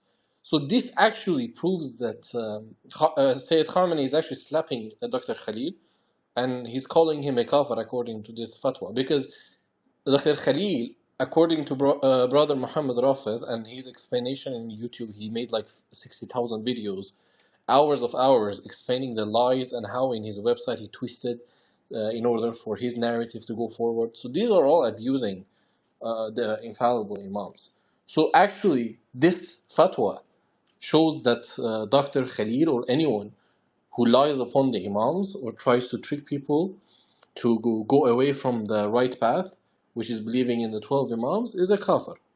This itself, what he brought. But Sure. Go on. So no, just to add, so I mentioned the point about this fatwa talks about purity and impurity. You've talked about the actual insults and the abuse towards the Aimah alayhi salam, which is a valid take as well. And the third point on this fatwa is talking about violation of Islamic, rejecting Islamic laws. But rejecting salah is not a law; it's a tenet, it's a foundation. So the fatwa talks about, so if you reject these the laws, you're not a kafir. But when it comes to salah and soim and hajj, these are not laws. These are the foundations. These are the tenets, and this is established not just in the Shi'i corpus, but in the Sunni corpus as well, and through the seerah of the Prophet and through the Quran. So there's three angles to this fatwa which make it not applicable to the point that Khalil wants to push. So I think it's very dishonest from Dr. Khalil. He's an academic as well. So from an academic, I'd expect a much better approach to things. And it's unfortunate that you'd have to use such a weak evidence to support his baseless claim. It's a real shame. It's a real shame. Yeah, and then Oh, time has Assalamu exit. alaikum. So Assalamu alaikum. I just want to say, Shia, maybe we call them these Dawoodi, they are definitely Muslims because they pray, they fast, and they're originally from Yemen. I've spoken with them. They're saying that we pray, we do all these things like Shia do. Even they do matam. Yes. So, brother Yashi, Correct. So These I'm support the glad you Shia, mentioned that. but not these Nizari non-Muslims. They don't support Shia. It's a lie. They support Shia in Kenya and Tanzania. The supported Shia is the Dawoodi Ismaili who support the Shia. The same people who come to Karbala and Najaf and pray and fast and do Hajj. These are Muslims. They're not Shia according to us, but they're Muslims because they pray to Qibla, they fast, and they you call them Muslims, and they believe that Muhammad sallallahu alaihi is the last prophet. So you can call them Muslim. But these Nizari, wallahi, they are enemy of Islam. They're not with us. I don't disagree. And actually, it's interesting because there's an old fatwa of Sayyid Sistani, which Rafid, I think I've shared with you on WhatsApp. He talks about the ruling on Ismailis, and actually, this is talking about Ismailis generally. I'm pretty sure I've got a strong inkling that this is referring to the Dawoodi Bohras, not the Agha Khanis, because like you say, brother Yashi, these Dawoodis, they affirm Islam in the practical. So they pray, they go to Hajj, just to clarify, there's a Tayyibi branch, Musta'ali branch of Ismailism, and then these are divided into further Dawoodi, Sulaimani, and Alawi Bohras, right? So Yes, there's three yes. Bohra branches. Yeah. So I think this group, or this subgroup, which is distinct from the Nizaris, they do practice Islam. So we can't. It's. I think it's. You can't call them. Yeah, you can't bring the Islam into question. So I think it's difficult to call them kafir. I wouldn't for sure. But when it comes to the Agha Khanis, then they make a very difficult.